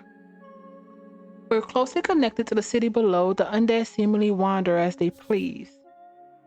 Short for the city below the city, a phrase used to describe the incredible amount of tunnels and ruins beneath Norvik. Lots of monsters and stuff down there, also riches if you delve deep enough. The city below the city, the vast ruins found underneath Norvik. Most define it as the parts of the city not yet civilized, although there is a legal definition set into place for individual districts. However, I would have to take you to what. However, I would have to take this up with Lady Sageleaf. I pay good crowns for HWBT protection. The Halfway Bridge tribe, commonly known as the Halfways, one of the 3 goblin tribes in Norvik, and arguably the most influential. Despite their small size, led by Lady Miska Sageleaf, with their headquarters in the Goblin Garden of Toastad, the Halfways. The Halfway, so it's all a misunderstanding then. Good.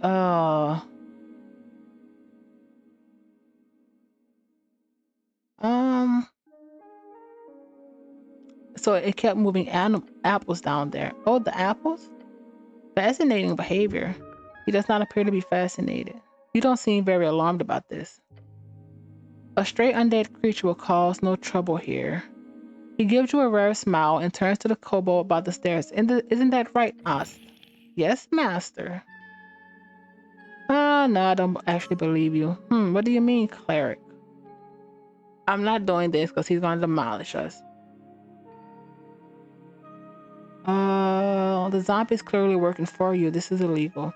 I greatly apologize for putting you in this situation. It is my neglect that led to this undead creature entering the tower. I will make sure to tighten up security in the future. No, you're us. We'll do a clean sweep of the basement this evening. Get ready. The kobold gives a screeched yell. Yes, master. I will also make sure to report this to both the HWBT and the militia.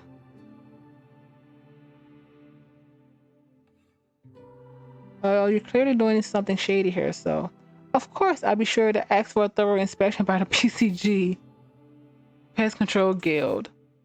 One of the oldest guilds in Norvik. They are supposed to keep monsters at bay and clean up any unwanted critters along the city. These days, they are so boggled down in requests from citizens and the city that they usually have backlog for months. If there's anything unbecoming about my business here, it should be uncovered and unveiled. Holy shit, he just keeps going. Thank you very much for your service, cleric. It is because of great men like you the city still stands.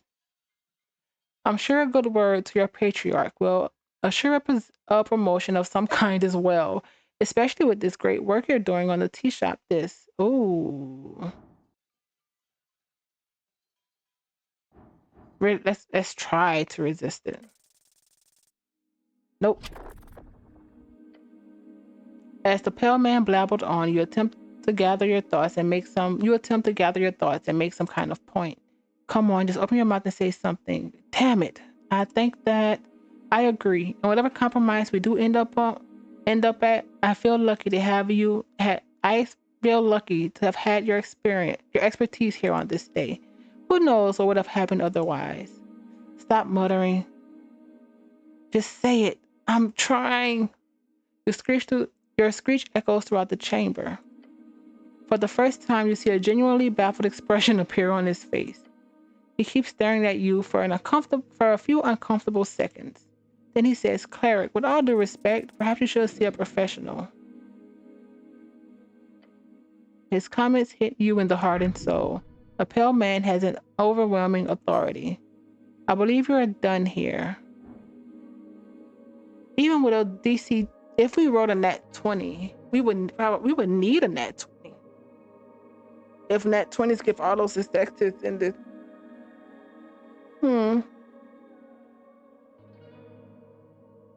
I require assistance with some things. Of course, cleric. Anything for the city.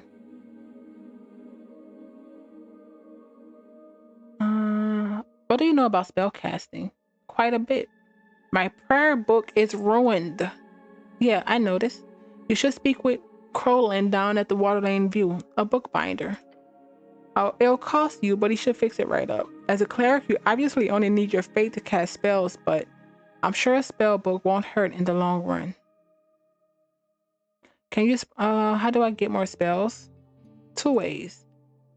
You could spend time learning them, drafting pages out of the palace archives, the palace, an unofficial nickname for the current rulers of Norvik, named after the palace district in most central authority resides. The palace district, one of 5 districts in Norvik, home of aristocrats, bureaucrats, and the remnants of Earth's court. Or the great library and the towers, since you obviously would have had some access to that.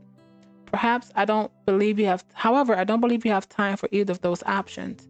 So I would suggest the other route. What's that? Spell scrolls. Oh yeah, so I went down. I don't trust you, so okay, scrolls with spells on them. Indeed.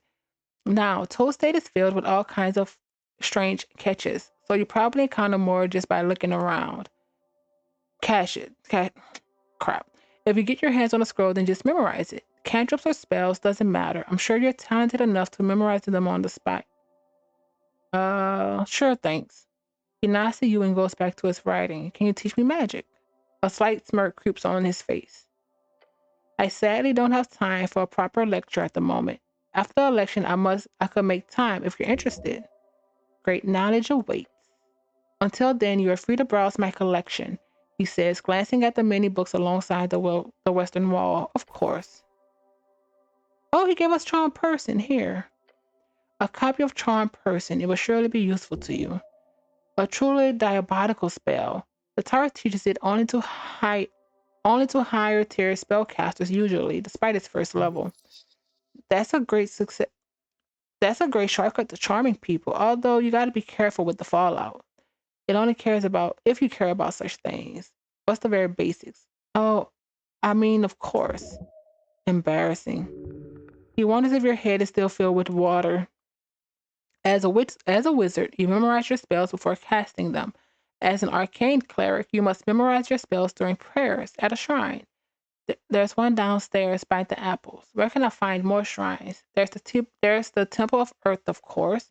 It's just up the stairs past the pillar. There's also one in Waterlane View, I believe, past the trade post. You'll find more hidden around every corner. I can promise you that. Oh, all right, very well. Feel free. That's Feel free to cast anything if you want to practice, feel free to cast anything non-lethal on my servant Ast. Oh wow, that's evil. Treating a servant like that is despicable. Sounds like good practice. Wow. Can I try casting it on you instead? He stares at you. Waste of a spell slot, I'm afraid. Do you believe him? Oh wow. That was a DC 20. He does not wish to elaborate further. You called me the cleric. I did, yes. What gave it away? He stops for a second and glares at you. A heavily armored man in Earthguard colors with the prayer book on his hip. Thoughts land on the pages of spells you've meticulously worked on for years. They may have found you in the river, but you're clearly of city stock. I am indeed, could be happenstance.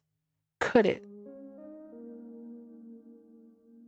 I kind of want him to think we're idiots. What does happenstance mean again? He puts down his pen and stares at you. How's that head of yours, cleric? I think I've been a bit rattled, is all. His calm expression does not change. Why do I have to be anything? The pale man shrugs. I suppose labels are constricting. But we're all something, aren't we? I am not a cleric. No way. Oh, you know what? I am the cleric. Good for you. What was that? So I love to ask, what type of cleric are you? Type? Yes, if you're a clergyman, you might run a congregation for a local religion or deity. Holy man on a holy mission. Then there are clerics of the bureaucratic variety, city officials speaking for the religious state. You, however, must be an arcane cleric.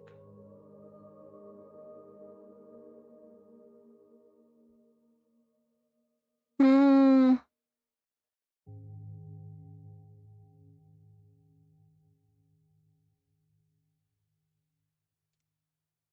I'm a basic clergyman. I see. Many say religion is dead on the coast. He gives you a slow nod. Perhaps some still linger. He does not see that as a good thing. I don't know where to go. Your shaky voice makes you sound positively biblic. Dwarvish word, meaning desperate anguish, hysteria brought on from mental pain. I don't mean to tell you what to do, cleric, but there's a certain rumor that our local goblin chieftain is waiting for you. What rumor? Just common muttering. Lady Masca Sageleaf is her name. She is down by the Goblin Garden. Of course you've heard of her. Lady Sageleaf is quite famous. She leads one of the 3 goblin tribes exonerated by Earth after the conquest. Oh, Dragon of Tolstead. They call her the Dragon of Tolstead. She sounds scary. She is. Treat her with respect, cleric. His eyes say for your own good. Wisdom, she's a powerful ally. I would even go so far as to call her de facto lawkeeper here on the island fortress. Wait, This is part of the job, talking with some petty goblin queen? You may find her at the northern tip of Toadstead, the pale man says, and keeps scribbling on his papers in front of you. Thanks.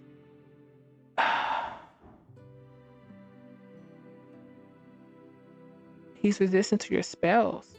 We went down one. I'm going now. Before you do, make sure to collect all your belongings. He gives you a quick inspection with his dead eye. Too quick, like he's trying not to show interest. Weird. What belongings? Quite a lot. Your uniform, your cloak, and also a voting card. A particular voting card. Every party has been marked on it. I'm assuming it's yours. Sorry, I'm indecisive. The pale man ignores your comment. I asked Oscar to lay the surviving pages of your spellbook to dry. Over there, he points across the chamber. He then looks at the pocket watch on his desk. That is an esoteric pocket watch. You may have it, cleric. It will surely prove useful to you. I don't want it. An area overtaken by esoteric magic. The further in you get, the more common they are. Okay. Away from the coast. Beyond that, that should be good. Did I have any weapons? None, I'm afraid. They must be at the bottom of River of Torna. Good. You do not need arms in the city. You need heart. Got it. The pale man turns his face towards you and smiles. Unnatural. If only every government employee were as devoted as you, cleric. He gives you a stern expression. Good luck on your quest. His words burn a hole in your heart. When exploring the city, you may move faster by running. To do so, double click or hold. Okay. Time to go. It is 10 o'clock. Spellbook. We have the charm person. I'm not adding it though. Okay. Cleric. Alright, what is these? You were brought to the Lich House by a fisherman. You need to talk to them. You declare yourself the cleric of Norvik one single time. It is a grand title. Okay.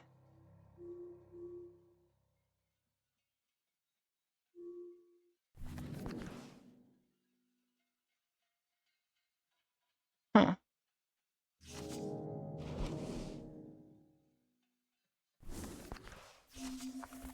I'm not putting the spell book on until...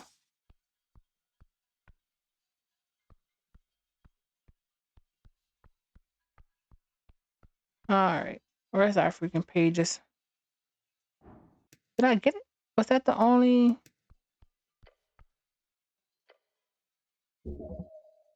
Oh, we did that.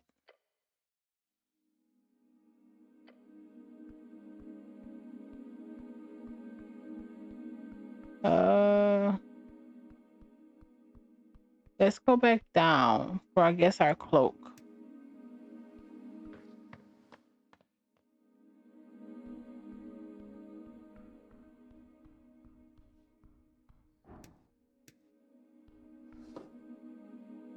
+1 dex, so. Trot across the iron slab. As you grab it, you immediately feel the dampness spreading into the gloves. Oh. It is light blue and tattered, and it was once yours. An Earthguard cloak add-on. It has been ripped to shreds at the base, but you can still use it. Please don't. This thing is disgusting. Bring out the water. The filthy liquid falls to the floor on the stony chamber. It smells of salt water. It is still quite wet. Weigh it in your hands. It is heavy. Move on. No? Of course you should wear it.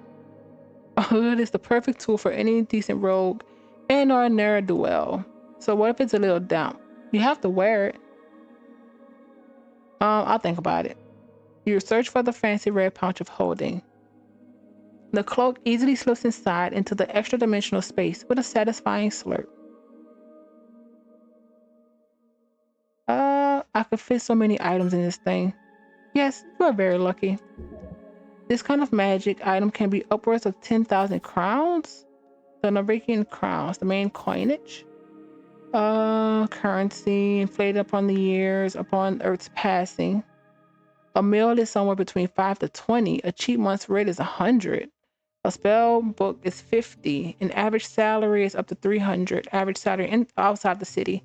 An average salary inside is up to 500. Earth's passing. A day your guide died.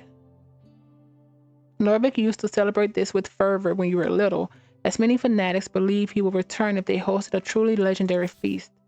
In his passing, drinking and feasting with family and friends, mostly used to ignore the darkness of winter outside. Of course, you don't truly own this pouch of holding. It is the property of the state. Treat it as such. Shut up. It's yours. You can do whatever you want with it. Now, go on, put on your cloak and rob some people and relocate some resources. Alter your ability scores. Okay. And I'm not doing it because it's going to bring... What is our charisma? Yeah, no. Nope. It's a minus. It'll bring us a minus. Actually, wait. Let's see. Yeah, -1. It's not happening.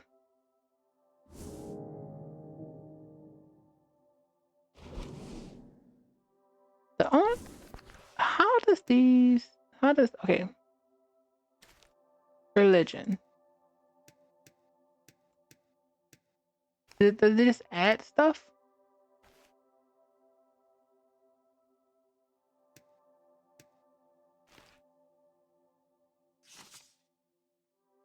Can you get out the way now? I really want to get past through my guy. Wisdom 2. Oh wait, let's save it.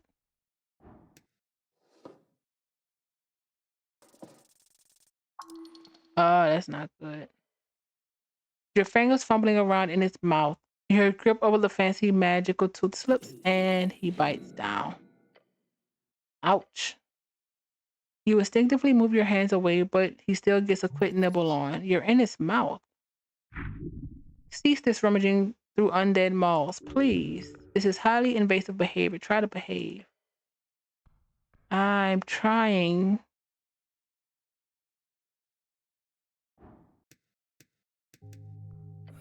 I need you to move.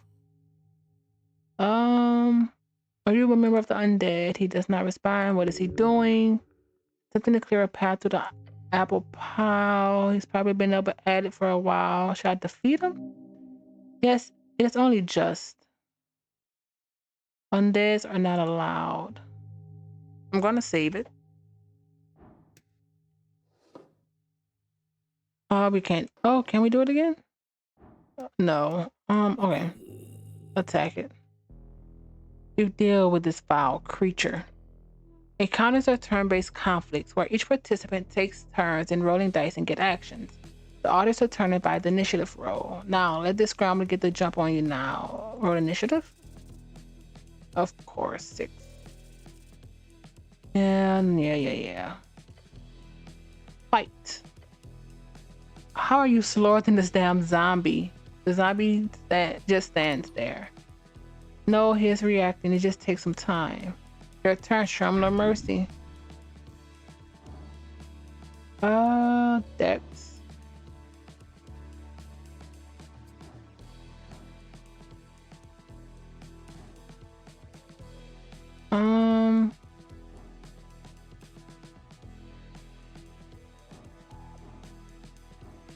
Keep your composure, wait and see.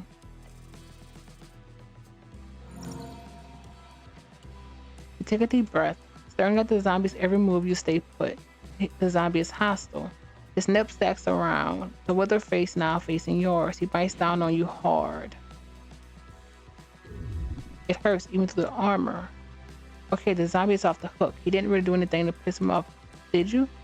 It must be apprehended before he causes damage to innocence. Does this include you? Probably should de-escalate just a tip. DC 3, switch gears, try to manipulate him. Oh, okay. This is a hollow animated corpse, so magically bound to listen to others, so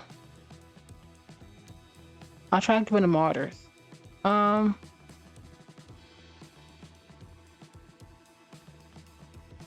I hope you're okay. Make sure to de-stress every once in a while. Does not seem to respond. Maybe just delayed. Don't give up. This ends now. But then it snaps its mouth at you. Oh, come on. Do not falter.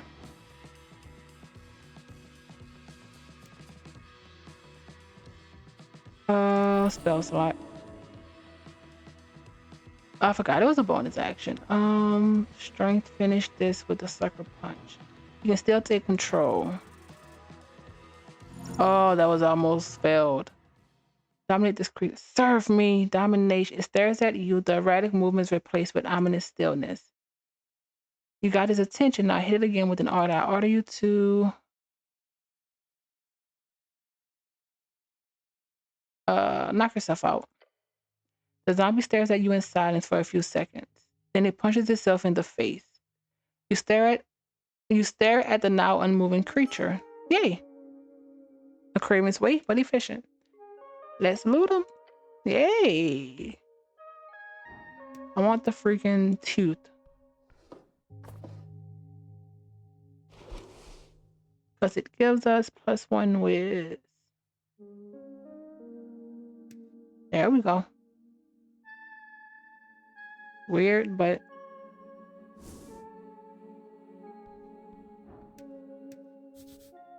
a basket of apples. Some look okay-ish. Let's take some. 3.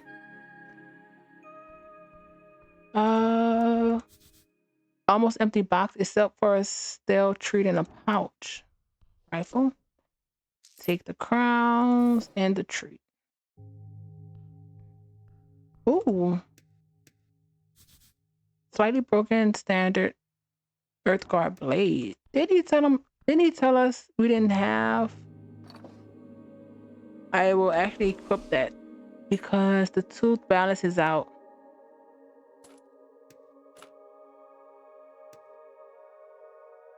That whiz that went down.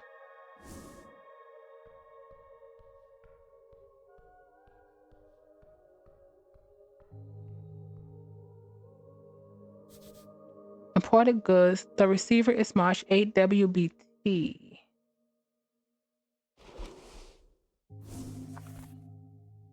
It is this. We know that is. Where is it? You guys? Yeah. Halfway Bridge Tribe.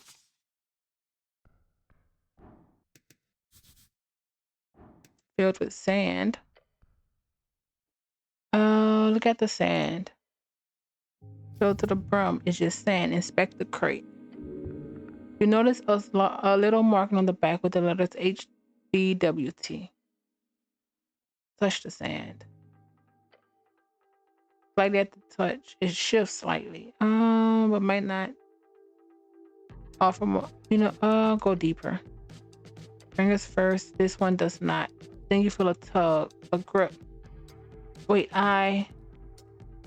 your shoulders almost pulled out of the socket. You manage to keep it from engulfing most of your arm, but in the process, the stand grabs onto the front of your helmet. Your face is now sinking.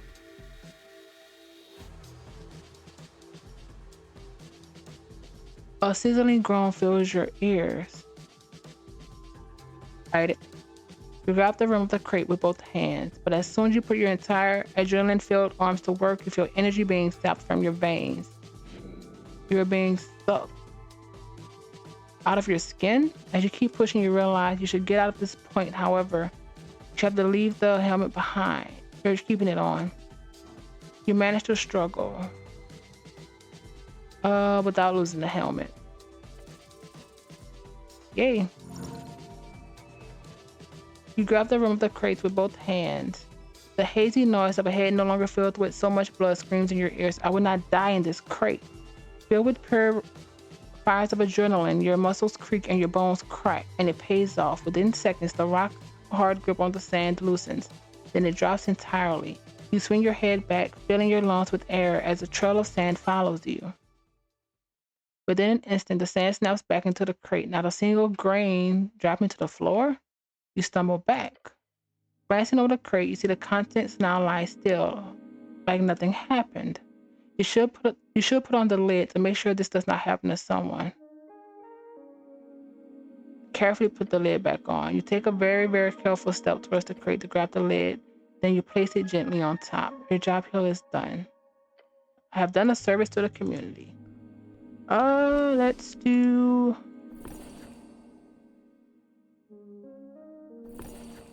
And one more.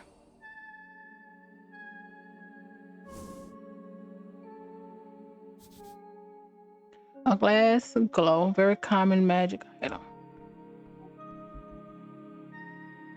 Save it. There's a room inside this tunnel. I don't want to die right now. But this is a demo, so let's try it. Enter. It can't open from this side. You have to go around. Interesting. Oh, we can go down. Oh, but we know there's monsters down, don't we? To the city below. Yeah, we're not doing. I'm not dealing with that right now.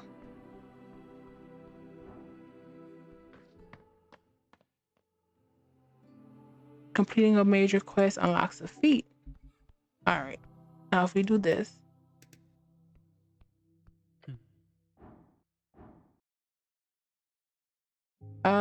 We can always come back to that.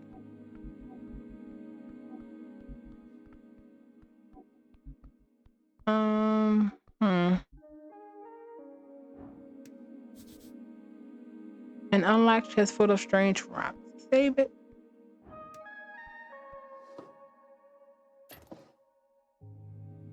And he just let us do it? Okay. I also don't know your information. It's fine. Ask Chief of Security, wiggling his little clawed feet. The kobold follows your every move with cold, unflinching yellow eyes. Masters say you behave. You're adorable. He glares at you, complete and utter annihilation. The aura of a conqueror, a killer. Your soul shudders. Glare, you know what? Avert your pathetic human gaze. It looks at you with cold expression, determined, confident. I have some questions, short questions. Go. Who are you? I am Ast. I am security chief in Lich House. The kobold appears proud. There is no humility in his voice. A strong little one, nearly immovable. You are a kobold. No question, not question next. Oh fuck, that's not a question. Quick, save it. Sure. Oh, you bite your tongue. Of course we do. The taste of blood fills your mouth. The pain changes your brain chemistry for a moment, leaving your mind in shambles. Oh no, say, oh God, it happened again. He stares at you. Not slowly. Blood starts to dribble down your chin. Try to tell him you've injured yourself. As you open your mouth, a stream of fresh blood comes pouring down the bottom of your helmet. Cleric is, what is, the kobold mutters. He is baffled. Your actions have truly made a mark upon this dark soul. Smile. Your inexplicably perceivable bloody smile is sure to cause havoc. The kobold stares at you. You wipe the remaining blood off. There's a limited supply of that, so just so you know. Where were you when the tea shop incident occurred? Wow. Incident? The tea shop blow up. Boom. Big boom? Big boom. When it happens, I was on Water Lane on a mission. A mission? Not mission. I meant to say errand. What were you doing on the Water Lane? Milk. Doing milk? Deliver. You deliver milk? Yes. Side hustle. Kobolds don't even drink milk. I want to know more. I want to know a lot less. Don't ask questions. Stares at you with very yellow eyes. Yeah. How'd you get this gig? Not gig. What is it then? I am a devoted servant for master. You're angering the kobold. Keep going. Got it. He gives you an expression that could be described as a frown. That is, if it looked in any way different from his regular stony expression. You wouldn't actually shoot me, would you? No promise. Do you have a license for that crossbow? My crossbow, not yours. A signed agreement between districts in Norvik allowing the free use of arms and magic below a reasonable amount. It would allow a freelance mercenary to access to a crossbow, for example. Giglin's Accord, a series of laws established during the early days of Norvikian settlement. What does reasonable amount mean? The question is why the Giglin's Accord is a complete disaster. I apologize. Better do mine. Thank you for your time. All right, let's bounce. Voices upstairs and the smell of salt. Oh, we're down again, aren't we? Oh, let's get one spell slot back. And let's do the 3 HP. Oh, each feat gets a slot. Okay.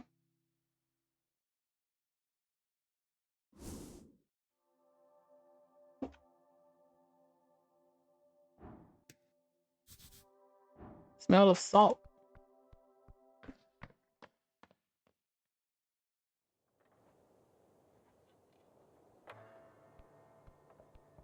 All right. No map. But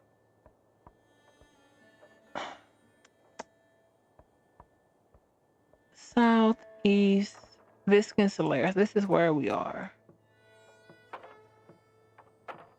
Where was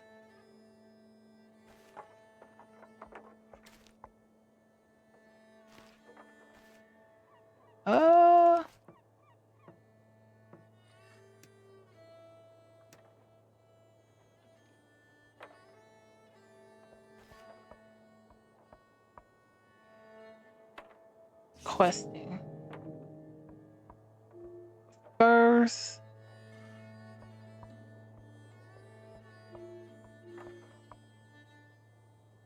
oh, we can, yeah, I think I have to wait for that right now. Tea shop. I need to figure out where it is though. You can wait for the goblin.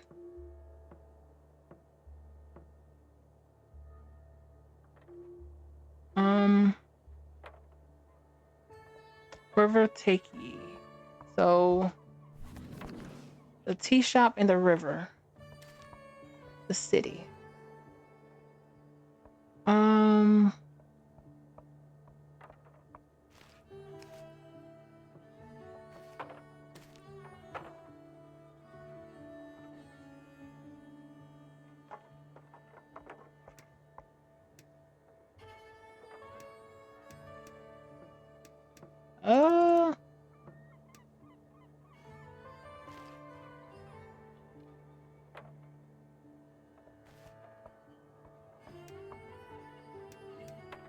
I'm so lost.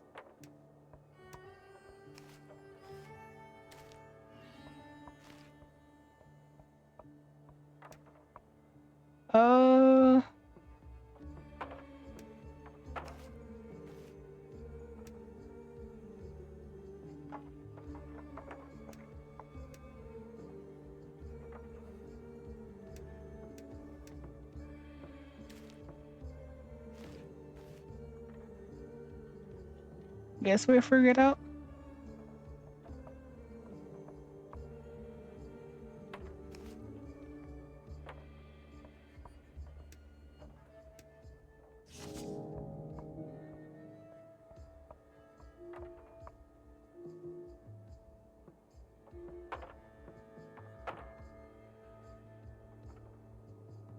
All right.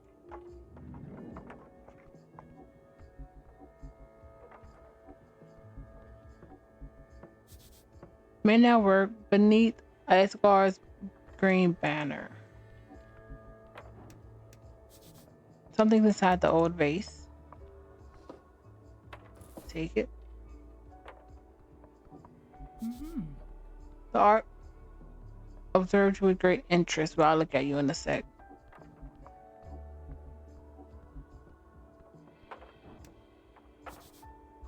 former ale barrel?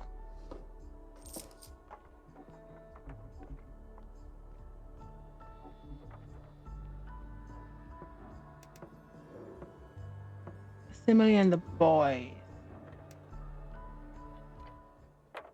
Around the amphitheater scene, you see a number of dwarves hard at work. They're constructing a banner of some kind, carrying a bright green flag. The banner of Asgal, the fool. One of the dwarves stands to face you with a furrowed brow. He appears to be in the staring contest with the arc on the other side of the theater. Oh, Mr. Cityman, he calls out as you approach. We've made it clear already we're not moving, not one bit. He shoots you a shit-eating grin. What's going on here? So, just working. The boss will be done here soon enough. You hear the other dwarves laughing behind him. Nothing illegal going on here. Nothing at all. He's only said that because he had to defend himself quite a lot lately. I don't care. I'm on a higher mission. A mission? He looks intrigued. Yeah, so be as illegal as you want. But he mumbles, glancing back at his men. You stumped them. Interesting. You're not doing anything against the law at all, but thank you, Mr. Cityman. We are both guilty and innocent. They are both guilty and innocent, just like you. One of the older dwarves spits on the ground next to him. You even know what you're talking about. You even know who you're talking to, child. This here be Alphys of Bond Inverse, a foreman in the Asgalus movement of Norvik.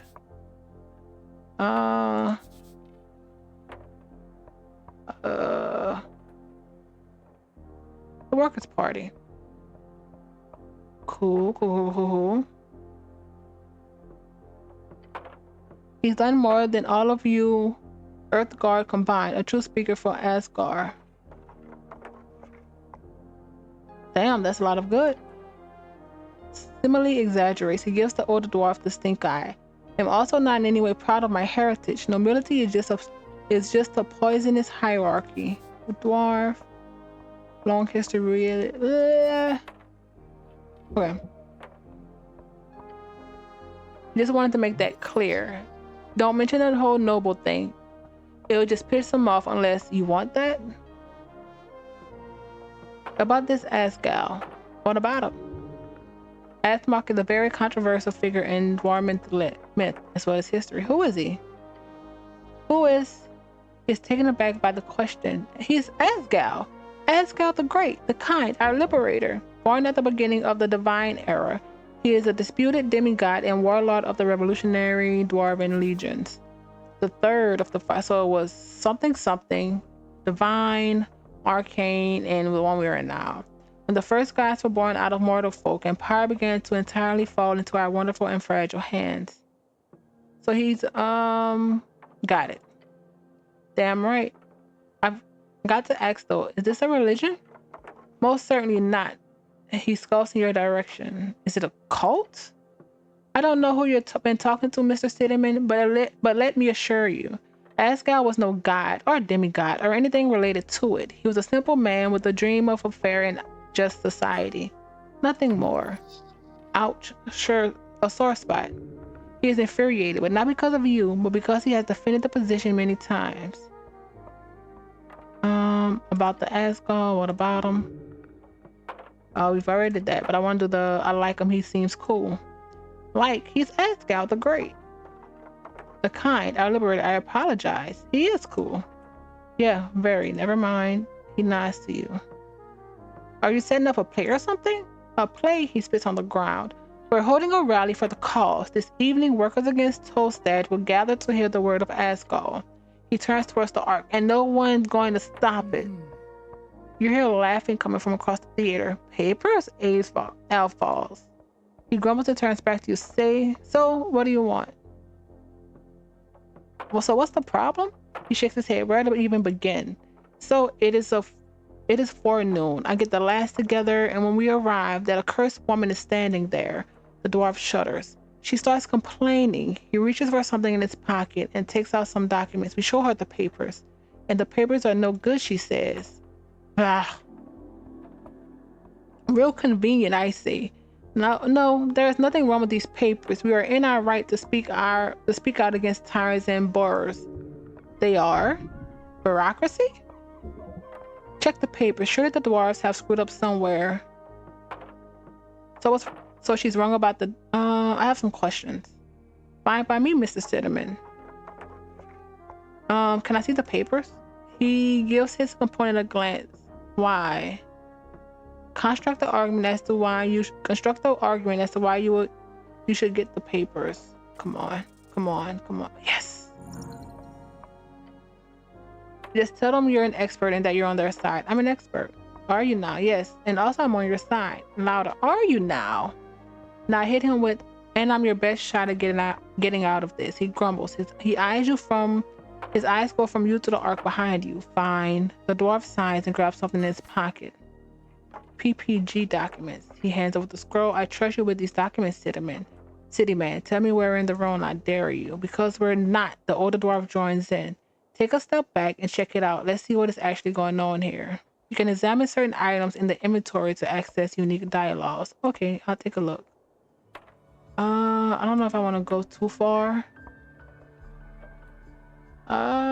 Questing tree. Where did this go? This one? And R, yeah.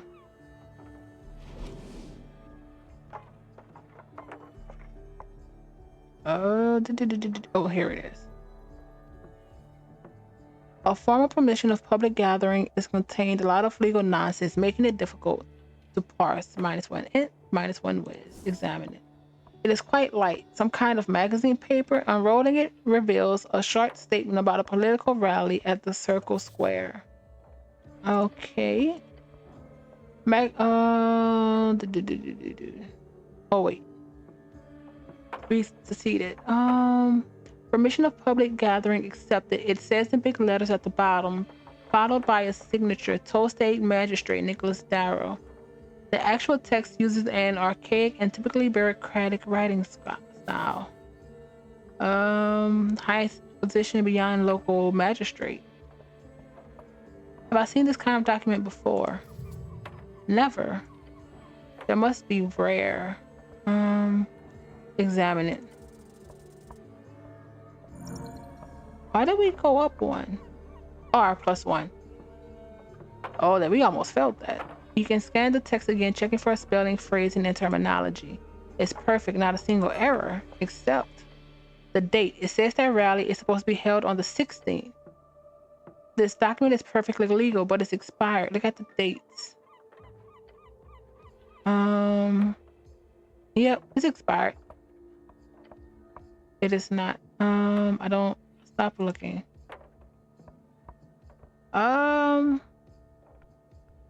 Let's save it. What happens when we go to her?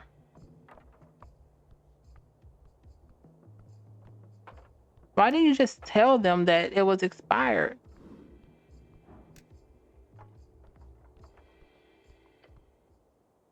On the edge of the arduous amphitheater, you see an arc sitting on one of the many loosened stone blocks. It looks like she's waiting for something or someone. Eluding an air of authority around her, the large woman gives you a wry smile, her tusks are gleaming. Not just physically imposing, the arc knows how to exert power in other ways as well. You spot the merchant smirk on her jacket sleeve, a heart with the initial of the Norvikian Free Strider Regiment. What's that? Not often we get Earthguard around here. She presents her palm to you. Vera is my name. I am second in command guild agent of Tolstad. Nice to meet you. Yes, the handsome arc lady wants you to say a name. Make sure she knows you are a cleric. Do not grab her hand. That's not what that is. Ooh.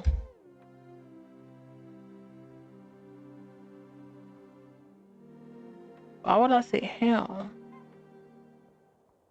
Charisma doesn't want me to shake it. I'm wrong. But strength wants us to... Why does wisdom or intellect not help in this? I'm wrong. Hello, Ron. She shoots you another smile, waiting patiently for you to say something. What's the deal with the dwarves? Oh, them? Complicated as anything. I wouldn't be sitting here wasting my precious day if it wasn't for them. But in short, they're holding an unlawful assembly, and they won't let me take a look at the document proving it. Not frustrating at all, she says and winks at you. She telegraphs her sarcasm heavily. This is useful when communicating with slower individuals.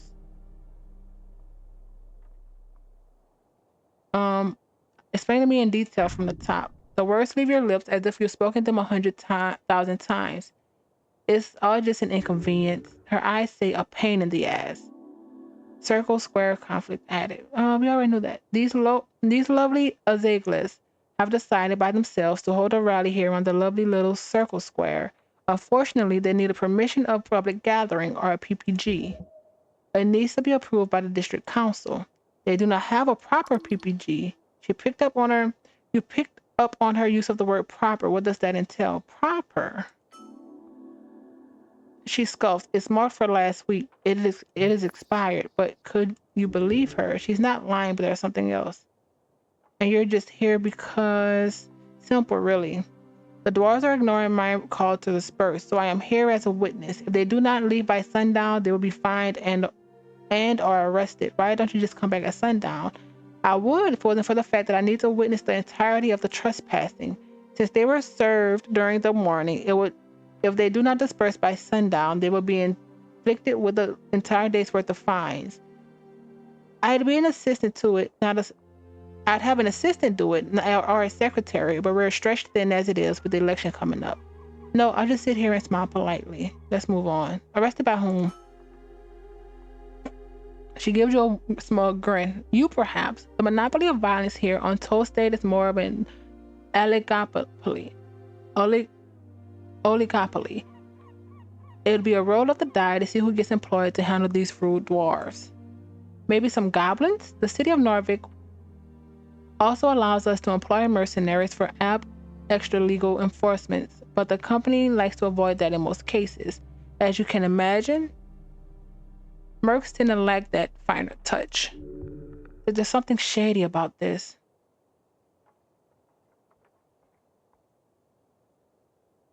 Look away. She laughs, but you're acting like a true city official. Sounds like trouble. Trouble would at least be exciting. This is just dull. If only I could get my hands on those PPG documents.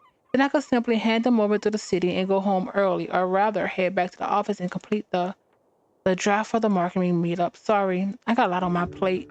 You're being manipulated. Let's go. Be careful.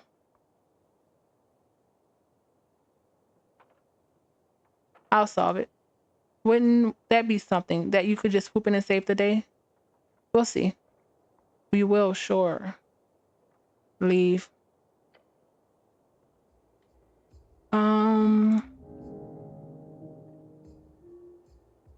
Vera claims the dwarf's leaving documents are expired. We know that they are.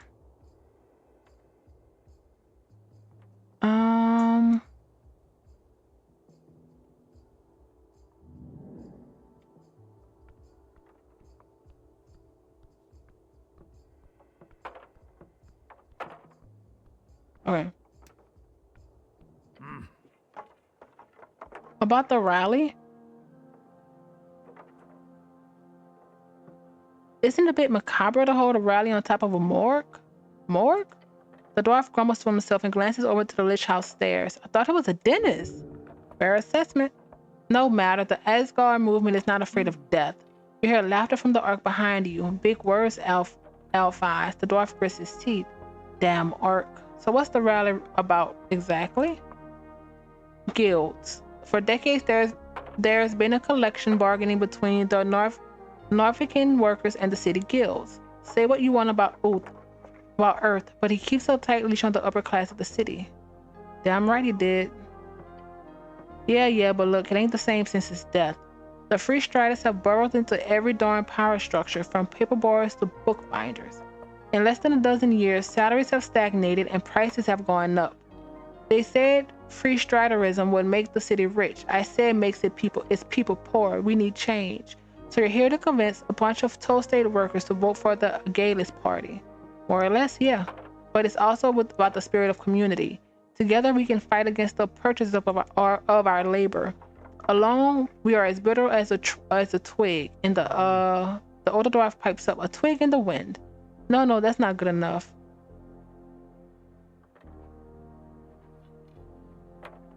How about a brittle as a boar with rabies? That's good, right? He shakes his head. No, that's nonsensical. Anyway, the rally will be a success. We just need to get rid of that arc. So we can call out all workers of this magnificent city, he exclaims as if there was a crowd around him. Vote with your guts, with your manhood at stake. You too, Mr. Cinnamon. I checked out the papers. He takes a deep breath. Okay, what do you find out? These papers expired like last week. He shakes his head. I know, but the date is just a mistake, you see. I personally had this signed by the magistrate 2 days ago, after this supposed expiry date. 5 rulers, yeah. Coin lord, home lord, shield lord, food lord, and law lord. Each with an important role, unique role for the city's bureaucracy. Sometimes the title switches. Housing district, home lord, palace of the they must have done it on purpose. Exactly, that's what I've been saying, Alphonse. I hate the government so much. Yes, fuck those bugger fucks. Wow. Bah. The dwarf shouts on the amphitheater. It doesn't matter. Whether Darrow fucked us or not, we're here and they can make us leave. One of the original Earth folk houses to found Norvik with Earth. Their bloodline can still be found in high positions across the city. He gives you a menacing glare, and I hope that for your state you're not the sorry lad she's hired to do the deed. I'm indecisive. Noticeable. Font cap. Devilry. The devil. Okay. That was a swear word. You can tell because of the way he said it. So about the rally. I spoke with Agent Vera. What do the brutes say? He's pulsating with a surge of masculinity. This might be the start of a fist fight if you're lucky. If you don't leave before sundown, you'll be fined and arrested. Oh yeah? Will you do the honors then, Mr. Cleric Cityman? You hear the chuckles around the dwarves. They find you ridiculous in your old school armor. No, but she'll get someone to do the job. Someone, huh? Some brute with a paycheck, I bet. And you'll probably get a massive fine or jail. The other dwarves start grumbling among themselves. Hey, he says, leaning in, what do you expect me to do, huh? These boys are counting on me. You must show them the truth. As terrible as it is, leaving is the best option for these post-war activists.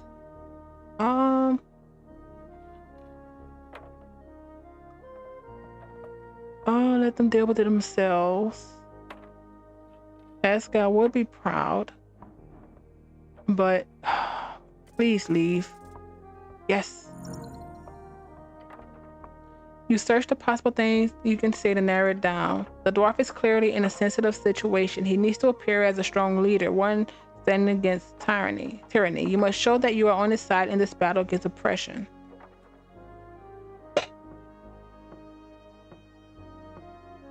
The cause will be better off with you, a free man.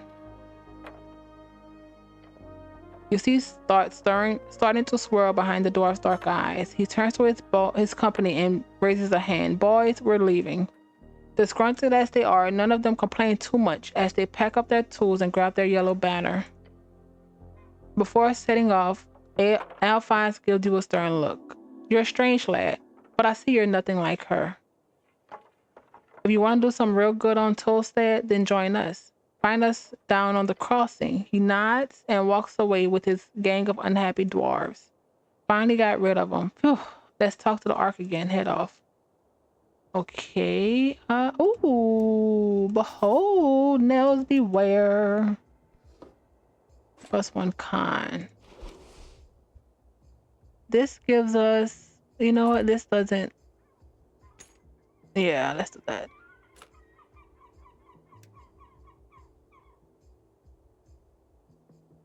Perfect.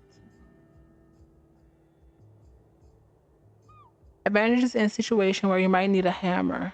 Not good for a fight though. Oh, that's annoying.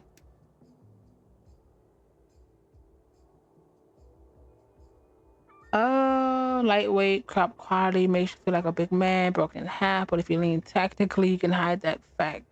You know what? Let's swap it.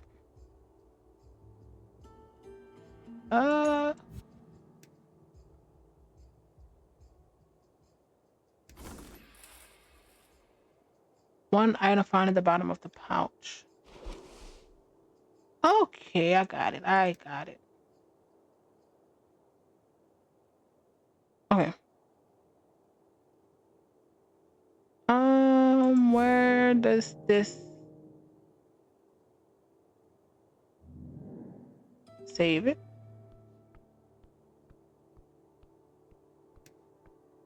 Oh, no.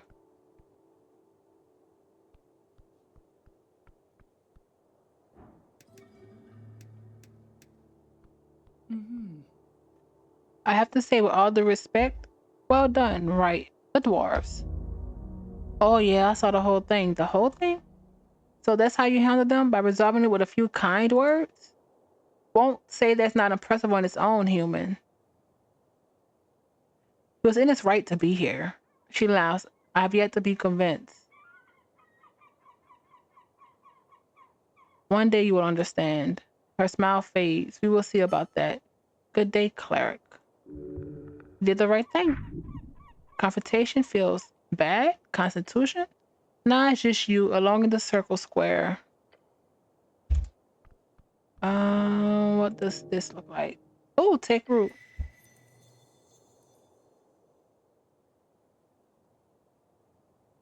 A dozen dwarves in an arc walk into a tavern.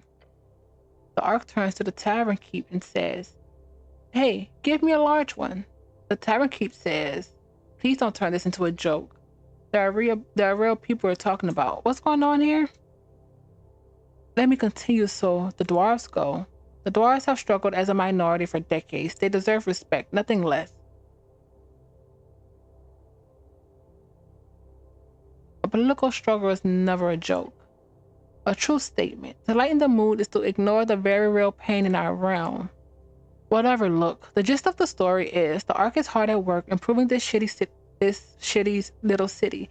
The dwarves are annoying and stupid. Got it? Oh, you like the Ark, not the dwarves. You believe for a second that the Ark wants this city to improve? No, you seem too little to ever believe such a lie.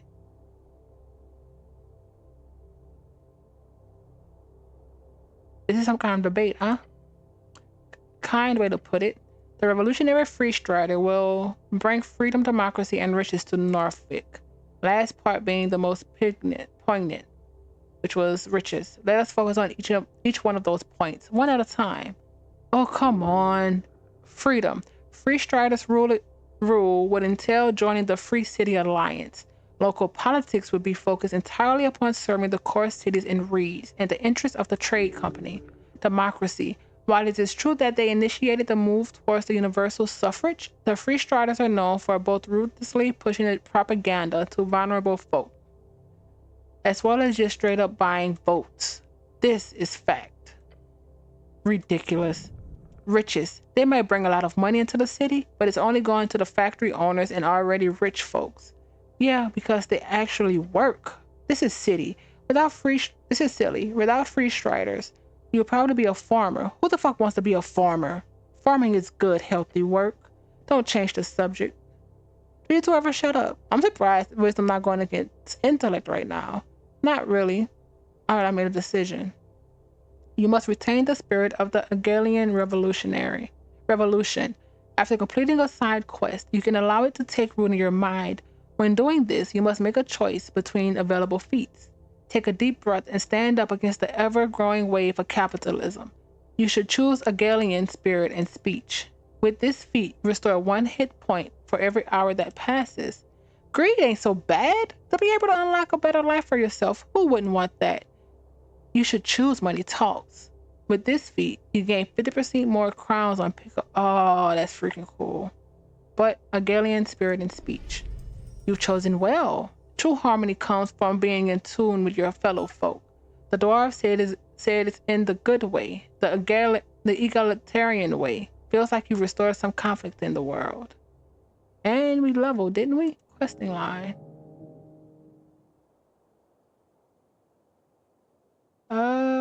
Okay, so your forgo feat not happening.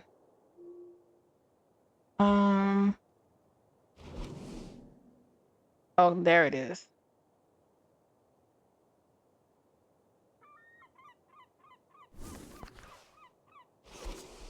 I did this, right? Yeah. How do we level actually? Because we obviously leveled.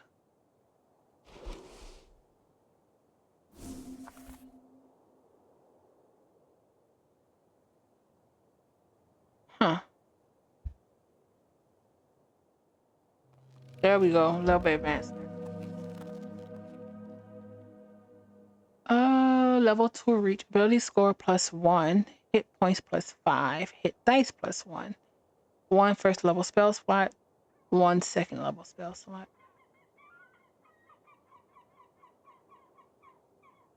I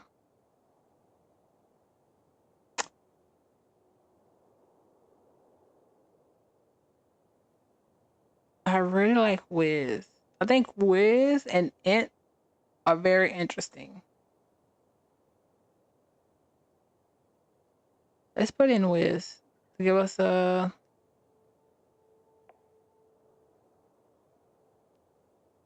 Um.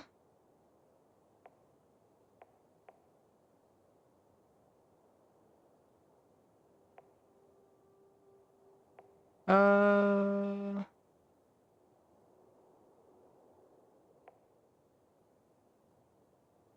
You know what? Let's give it to strength. Let's bring strength at least +1.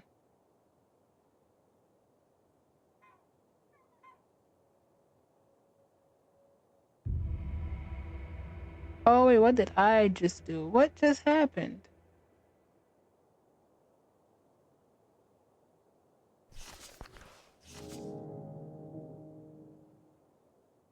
Uh.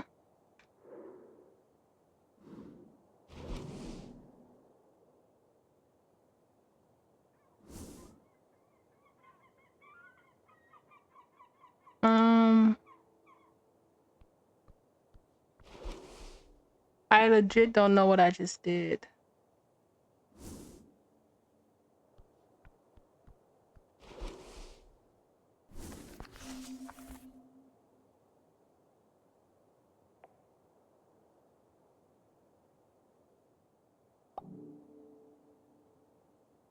Um.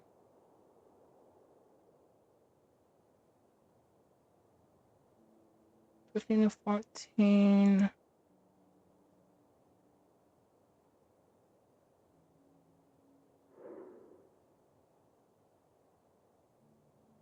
I don't know.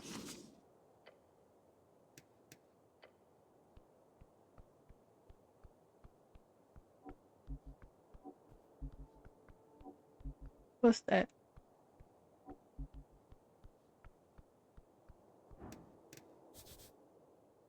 Human history. A bucket. Nope.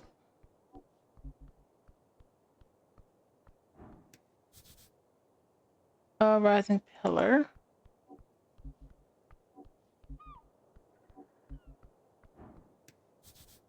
Empty water barrels.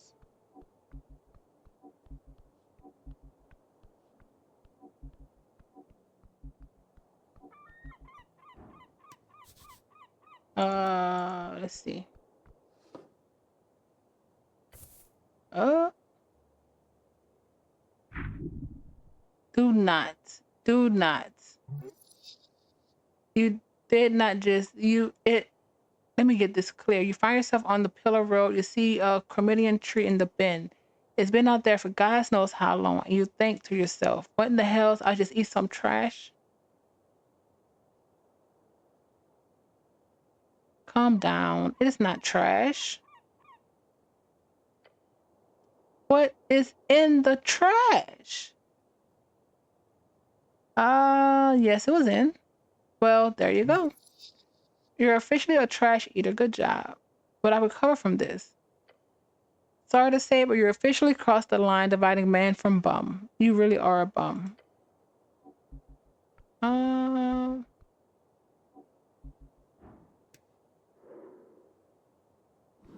Kiosk kid.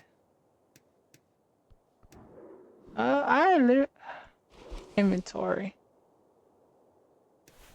Can we? Oh, I don't think we can drop it.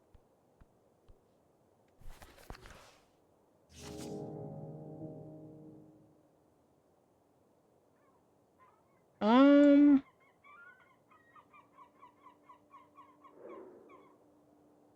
I still literally don't know what I did when I was leveling.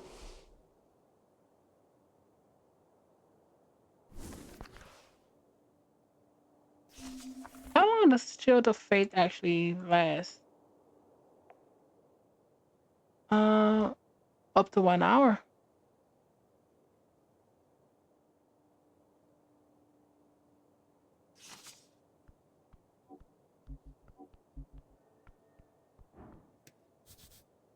Something in it?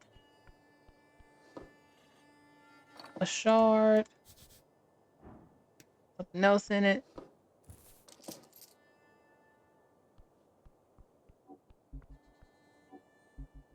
Oh, autonomous construct, skilled unseen labor since 11 PW.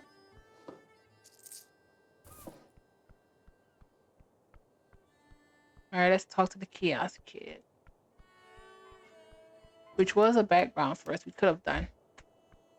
Huh? Hello there, sir. The kid behind the counter taps a pile of newspapers. You a postie? No. The kid looks distraught. Never mind. Welcome to the Pillar Kiosk. How can I help you today, sir? I have questions. About what? Mostly about the tea shop. Okay. He looks down the road. Not too much traffic lately for so far. If my boss shows up, you gotta buy something though. We have 50 crowns. What do you know about the tea shop? Except that it exploded? Yeah, that part's obvious. I was here, saw it with my own two eyes. Look over your shoulder towards the tea shop across the street. I heard it too. Definitely heard it. How loud was it? Super loud and shaky too. I almost fell over. What about the fire? I felt the heat, even all the way over here. It was like the kid gestures a large spear for you. Really weird fire. Then he sputters, shrinking the size of his. He mutters, shrinking the size of his imagined sphere. Gone in an instant. Weird fire? Yeah. It was like it was. It's gonna sound really weird. I like weird. It was blue. Blue fire indicates extreme temperatures. Only for for a split second. When I looked again, the whole building was on fire, but it was normal looking fire. So I might have just imagined it. Did it speak to you? Like a conversation? Never mind. Okay. Walk me through it. Okay. I set up the kiosk at dawn. By noon, the morning rush had calmed down. I remember the biker wreck was full. Water lane workers mostly commute on the new bridge and flotilla, but the halfway bridge does seem a fair share of bikers every day and night. But by noon, it was a great deed. It was pretty dead, which is great. Less work for me. Also, no dead in the streets. That too, sure. I hit in the back. Thought it was attack. It was. He's implying political motivation. Did you see anyone suspicious? Not really. Just the normal types. A goblin was arguing with a human by the temple, and some mouse shouting about some business thing. Otherwise, pretty dead around noon here usually. Anything else you notice? Yeah, sure. I did see Mr. Drummer. He's the owner of the tea shop, former tea shop. Usually the tea shop opens in the afternoon on weekdays. So it's not weird to see him wandering around all day. Chatty fellow. Buys a lot of newspapers. Where was he going? Don't know. So I'm leaving the tea shop right before noon. Right before noon? Yeah. right before the massive explosion occurred. He clicks his tongue. When you put it like that. Look, I don't know where Mr. Drummer is or where he went. Just saw him rushing down the stairs. Guessing he headed for Water Lane like everyone else. Did you notice anyone enter a leaf tea shop? No, just Mr. Drummer, he says, confidence in his voice. It was a boring day, so I pretty much just watched people all morning. Mr. Drummer was the only one I saw leaving the tea shop, well, until the explosion. And did anyone else enter all morning? Not a soul. Usually not too many people there in the morning or forenoon, really. Forenoon, that's a good word. I like that. People should say that more often. Feel very Norvikian. Yeah? I saw it in a Gal newspaper once. They like using dwarvish words like that, though my brother doesn't want me reading those copper papers. Printed at the magical copper sheets. The quality suffers in its production, but its popularity have skyrocketed when the indie papers around the coast. Still pretty expensive, but nowhere near proper arcane era pressing machines.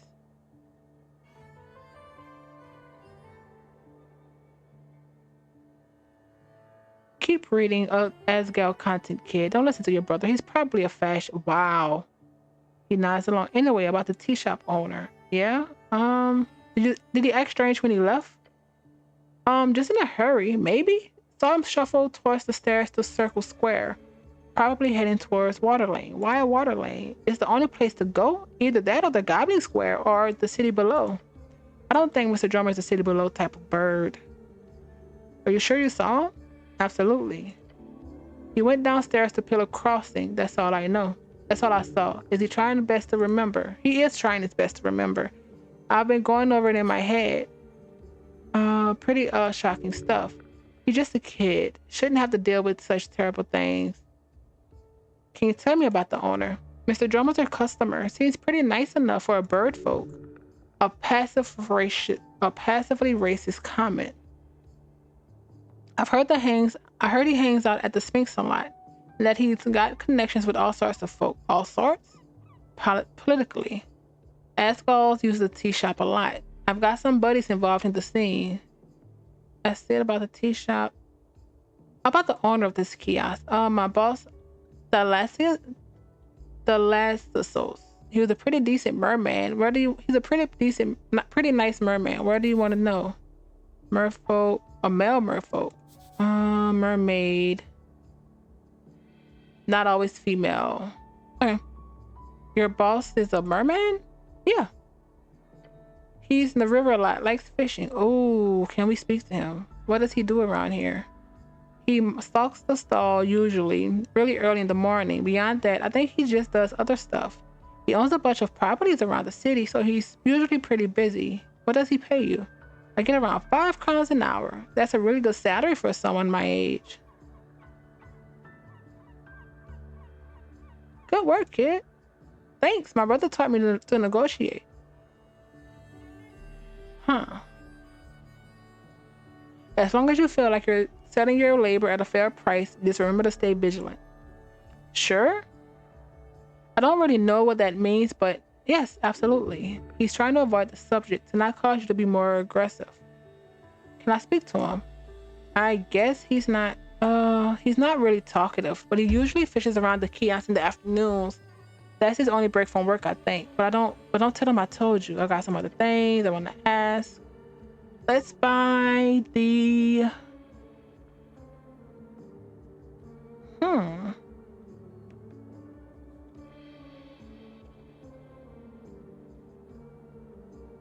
I kind of want Hex Weekly. Great choice. Women magazines are really popular these days, even among men. Never mind. Can you just tell me the news? He stares at you. He's thinking of how to explain to you. So here's the thing. We sell newspapers here. If I just tell you the news, we won't get any money. Are you a partial owner? No. The kid is making an enormous profit for his boss every day, probably. Which gives you're an employee, which gives you a stake in the business surviving. Exactly. Okay, fine. Hold on. Yes? Alright, can I ask you a question? Anything, young man. You're the future of this city. There's I've heard there's trouble down on Water Lane tonight. Please go and make sure that nothing happens. Okay? I'll do it if I can. Please give him a quick nod. A what? But first,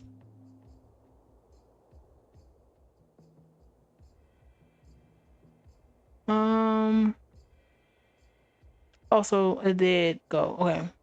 It did go up. -3. Really? -3 strength?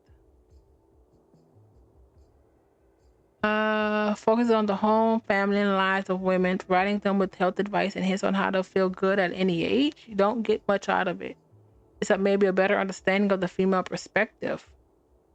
Just looking at it makes you feel a bit emasculated. The fact that I can't put it here is weird. I don't understand this. Okay.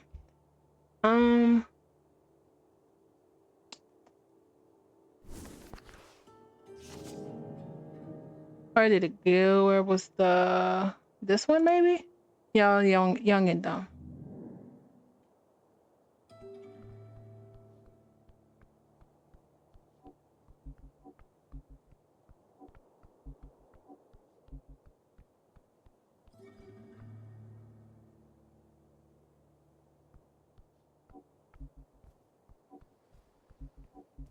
All right. The drunk sphinx. Nope.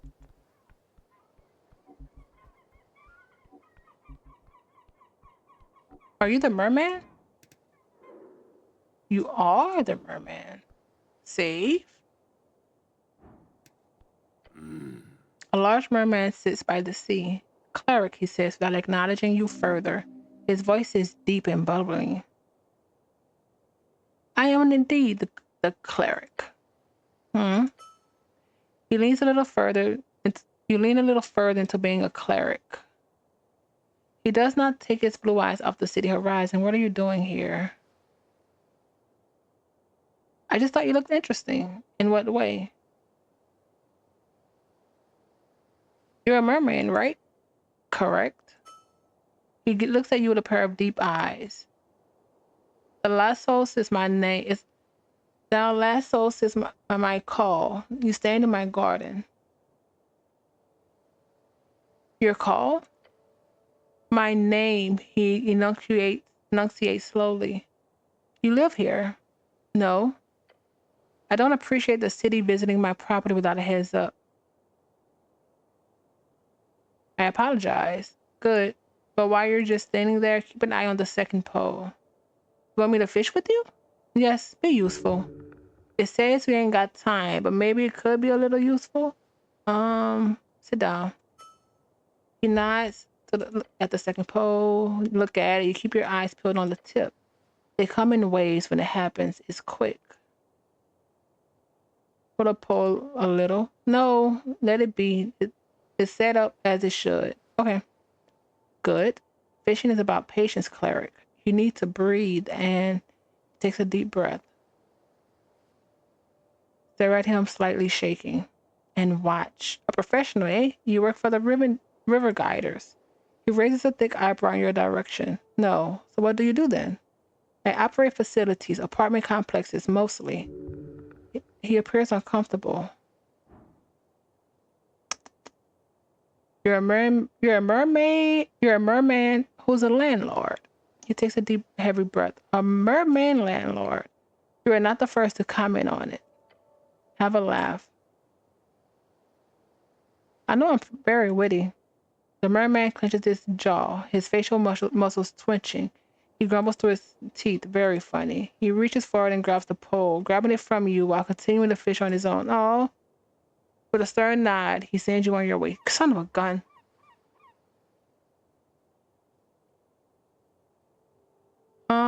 What do you know about the tea shop? It burnt up. Yeah, I know that part. He stays silent for a while, then he mutters to you. You need to find out what happened. If it is an esoteric error with the fireplace, If it happens to more units in the area, I could be affected. I would personally hold Magistrate Darrow responsible if it does. I don't think it was just an esoteric error. Find out for sure. Do your job. I spoke with Miska on the topic. We both agree. You must figure out what happened, cleric. Make sure it does not happen again. Yes, sir. He grunts. Do you have a quest for me? No, nothing at all. I do not have anything like that. No. With the late rents, you have to have some late. No. Oh wow. Come on. So you gotta have something. Everybody's got something. He says nothing for a few seconds as if feigning to think. Then he says, no. So nothing, huh? Nothing. He's patient. Very much so. Except, yes? My tenants have reported a strange light around Pillar Road. With the tea shop, I don't want to take any chance. Take a look for me. A strange light? The merman grumbles something. If it has something to do with the tea shop, or if it's ghosts, or if it's an esoteric event. It was reported to be spotted in the late hours, something around midnight, on the road, down on the field, and Pillar Road. I have no resources to pay, but if you wish to do your duty, make sure your tenants are not disturbed by such nonsense again. Make sure my tenants. Quest accepted. Not a quest. No. Quests require payment. That is, if you do it entirely pro bono. You wouldn't happen to know anyone in the fishing guild, would you? He glares at you. No. It's just, I was fished up from the city, or fished up from the river by them and brought to the Lich House. So I wanted to check up on that whole business. They do not bring you to Veshkin? Oh, they did not bring you to Veshkin. I did. What? He stops looking at you. Wait, really? He says nothing. Oh, he nods. So you fished me up? Yes. Dead? Yes. I brought you to the morgue as one should. Then you come here, alive. So that is your business, but I don't understand. I have nothing more to say about that. So you should deal with it yourself. Yes, you should. That means this was a resurrection. Revivify? Something I'm pretty sure the morgue man did. 3rd level necromancy spell.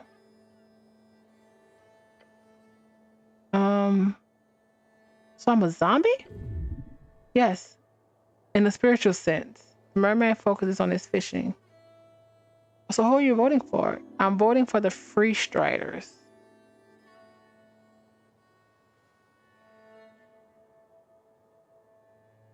Oh, why? The merman says nothing for a while. They offer good incentive, and Asgal rent freeze will be difficult for me. The nationalists have not been helpful in the past. I vote yellow for sure. Huh.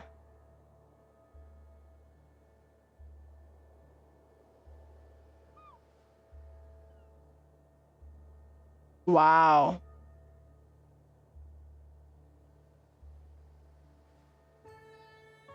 I'm not doing that. So greedy.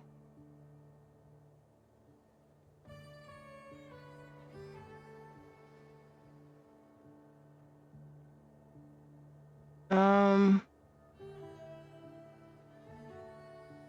you landlords are so greedy.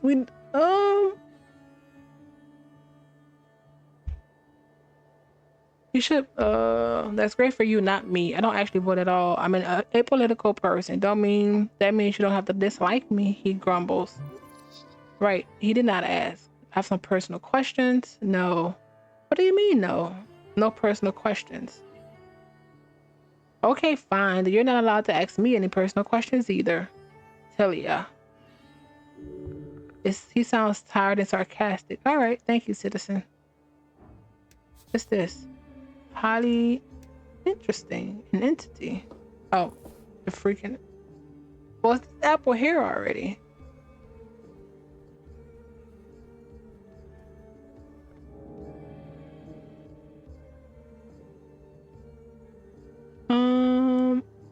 Apolitical. Young and dumb, that's not the one.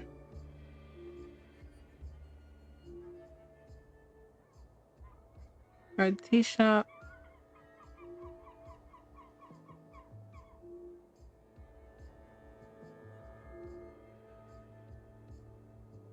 Huh.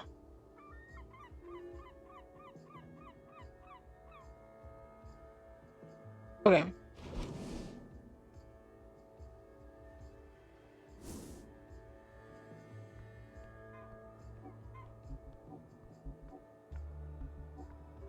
All right, there's the kid.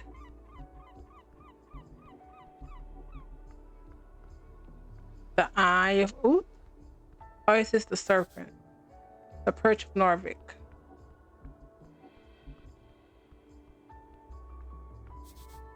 Old symbol of the origin. You can look at it. Street sign. Faintly glowing letterings on them. Floating just an inch off the surface, the names of several locations are spelled out. A common type of magical link creates permanent messages on any surface, until dispelled, of course.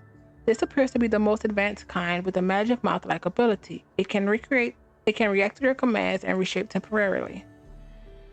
The sixth message, however, is only painted into the plunk.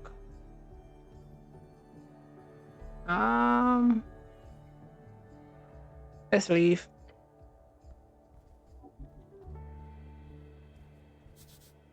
Broken statue of a cat. Cute.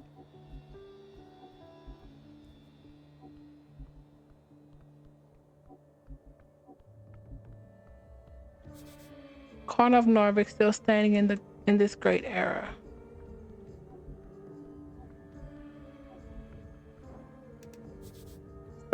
Something stuck in one of the roller mill blades. Strange ride. Looking out over the ledge towards the river mill blades, you can see them spinning as per usual. Except in one of them, there's something stuck. You see a ride. Oh, here. A fancy thing, decorated. How did it end up here? An esoteric event? Interesting. It appears you spotted something interesting. The design is quite easy to spot among the mass-produced Arcana era magic items. It is an immovable rod. An immovable rod, yes. Are they rare? No, uncommon. Though they can be quite useful as long as the esoteric forces them have not waned. However, when it is not lodged inside of a roller mill blade, that is the most. Why is it live? This is the most fascinating inquiry. Wouldn't it be dangerous to grab it? You could die, yes. But it might be worth it, maybe. Let's try it. Oh, we did it. You reach out, lean as far as you could, balance on the ledge, and we got it. It is a hard wooden frame with fancy iron set up pieces of the end. Along the handle is a button, however, appears permanently pressed down on. Investigated. A quick swipe of your hand reveals a magic of nature, the tingle. However, this item is clearly broken. Broken how? Try touching it against the ground. As you do, it gets stuff on the ground. Obviously, it's a broken, immovable rod. It's a movable rod. Sure, whatever object it touches last, the rod will be esoterically locked and aligned with. It cannot be moved when it touches an object unless it comes in contact with a second object. What constitutes as an object? A designation determined by belief or common esoteric forces are set into a specific rules left by Jor. In this case, it seems to indicate a dynamic object connected via mass.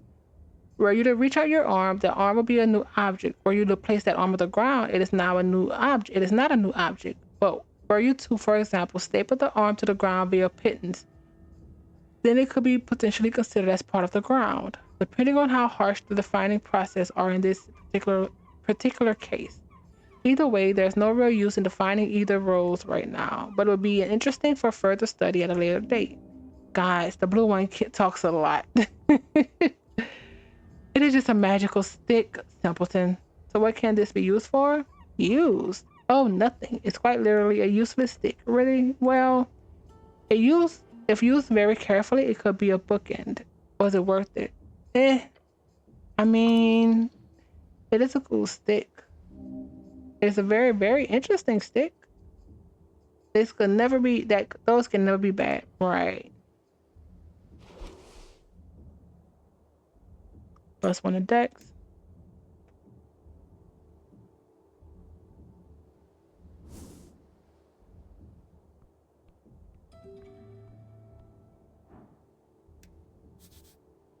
Active machinery inside.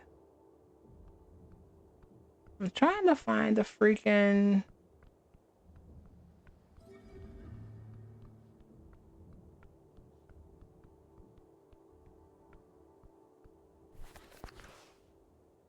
Where's the actual? Trying to find a tea house.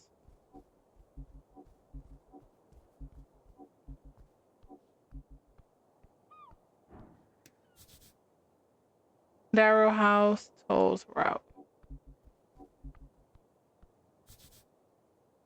Central, you have no business there.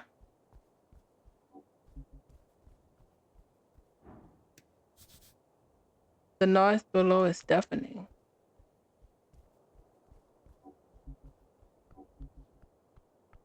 And let's go.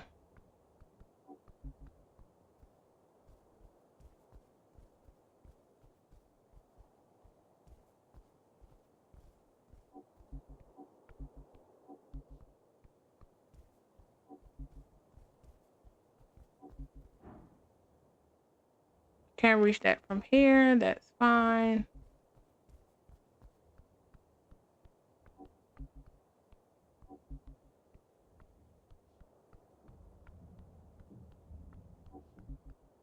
All right.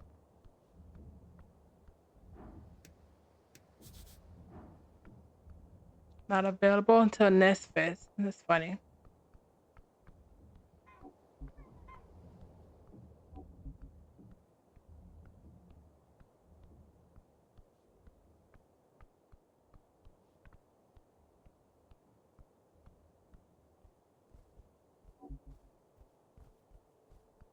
Okay.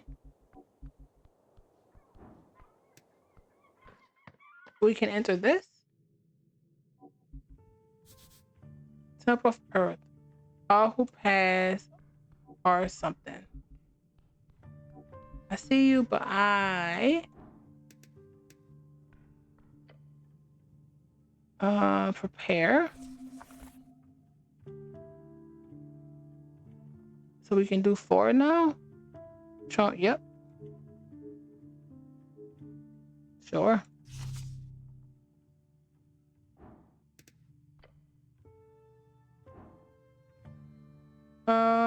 You remove the apples. You know what? I'm done here. I want to take this freaking exhaust off. We weren't hit. I didn't even want to use a hit dice. Unlocked all ability checks.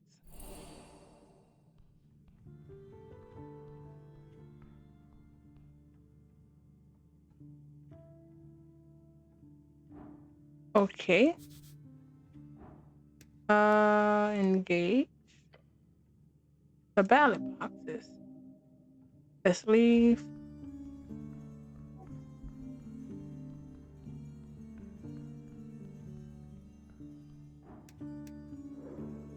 The duck.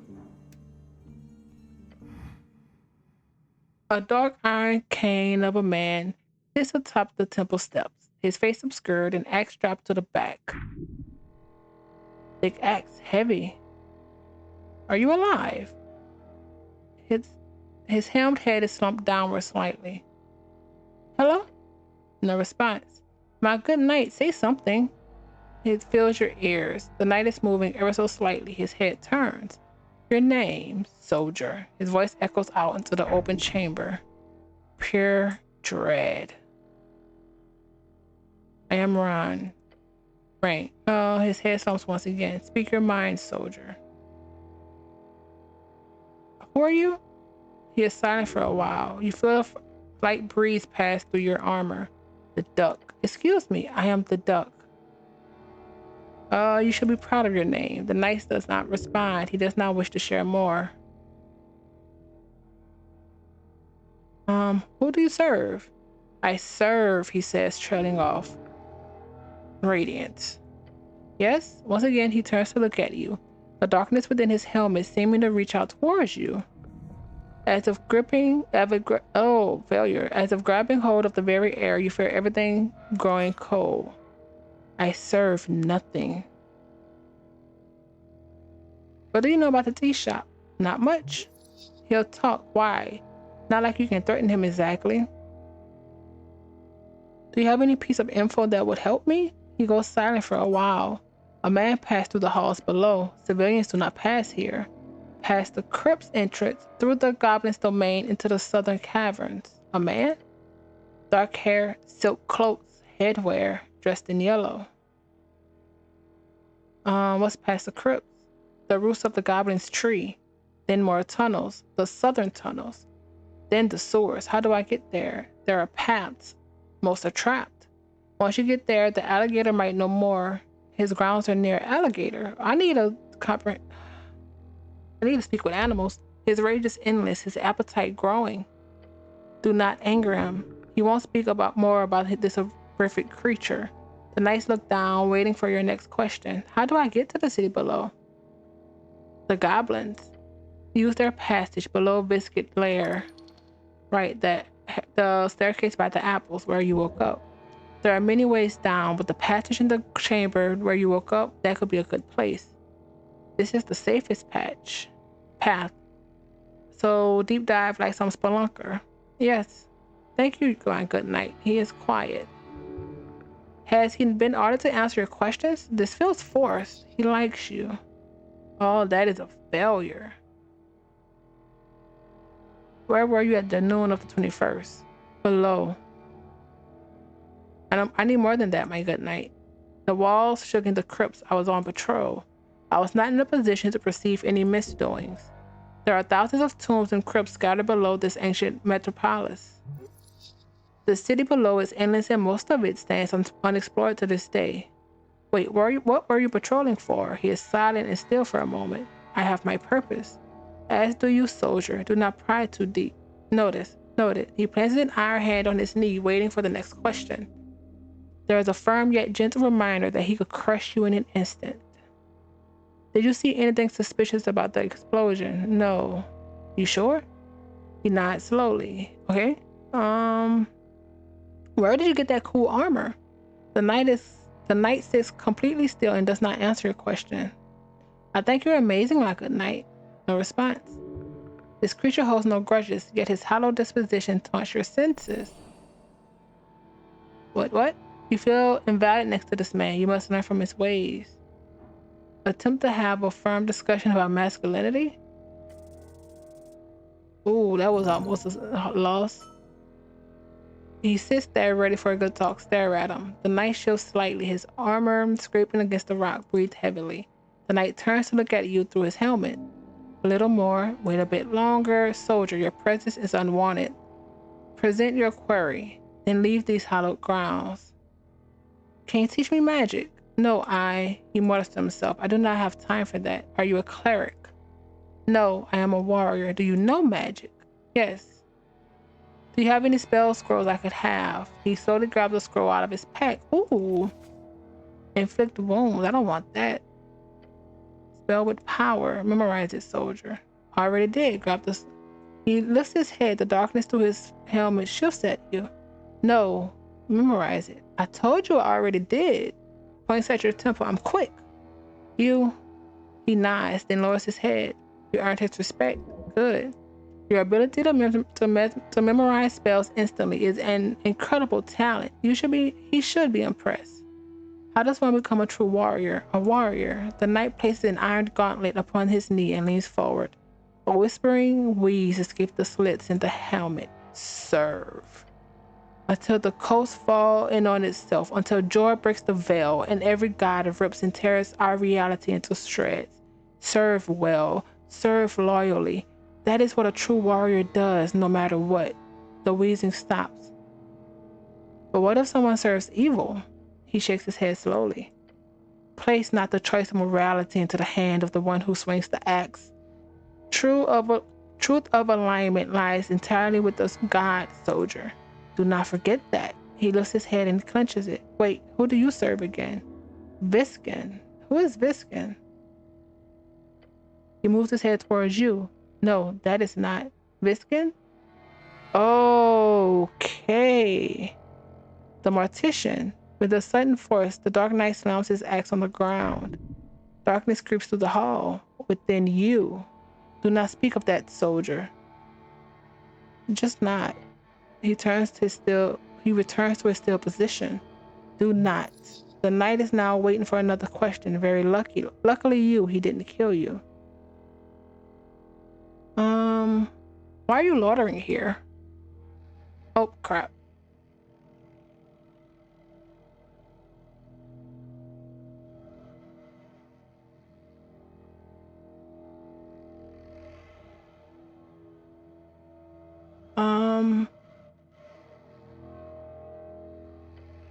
I am not.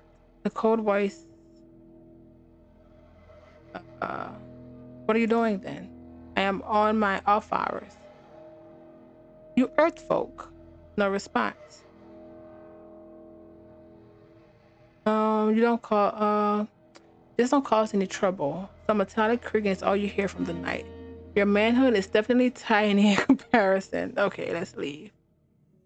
Alright, I'm gonna save this. And then, what did we learn first? We did get inflict wounds. And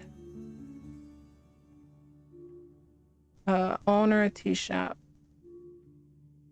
Dragon of Tolstead. The Star Witness. So we need to figure out who the freaking mortician is.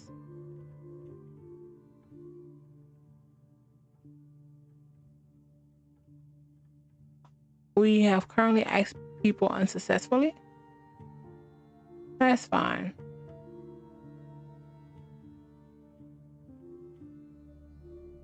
All right.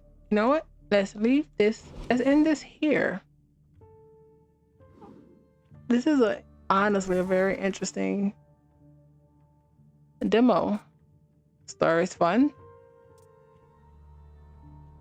The dynamics between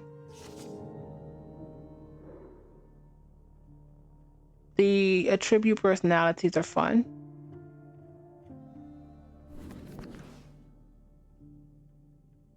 I guess this shows where we are at the Temple of Earth. Where we been, maybe? I don't know. It's just these. I guess it's just lore stuff in passing that we unlock. Either way, yeah. Let's end this here. Thank you. What was this? Oh, the charm person. But yeah, let's end this here. Thank you, everyone. When we come back, well, play it for yourself. There's so many options you can do here. But again, thank you, everyone. I hope you're having a fantastic time. The demo is still up. Next fest is soon, where it stated you will get more. You'll be able to play more. But more options and stuff will be, more of the game will be available for Steam Next Fest, February 23rd. But have a good one and see you soon.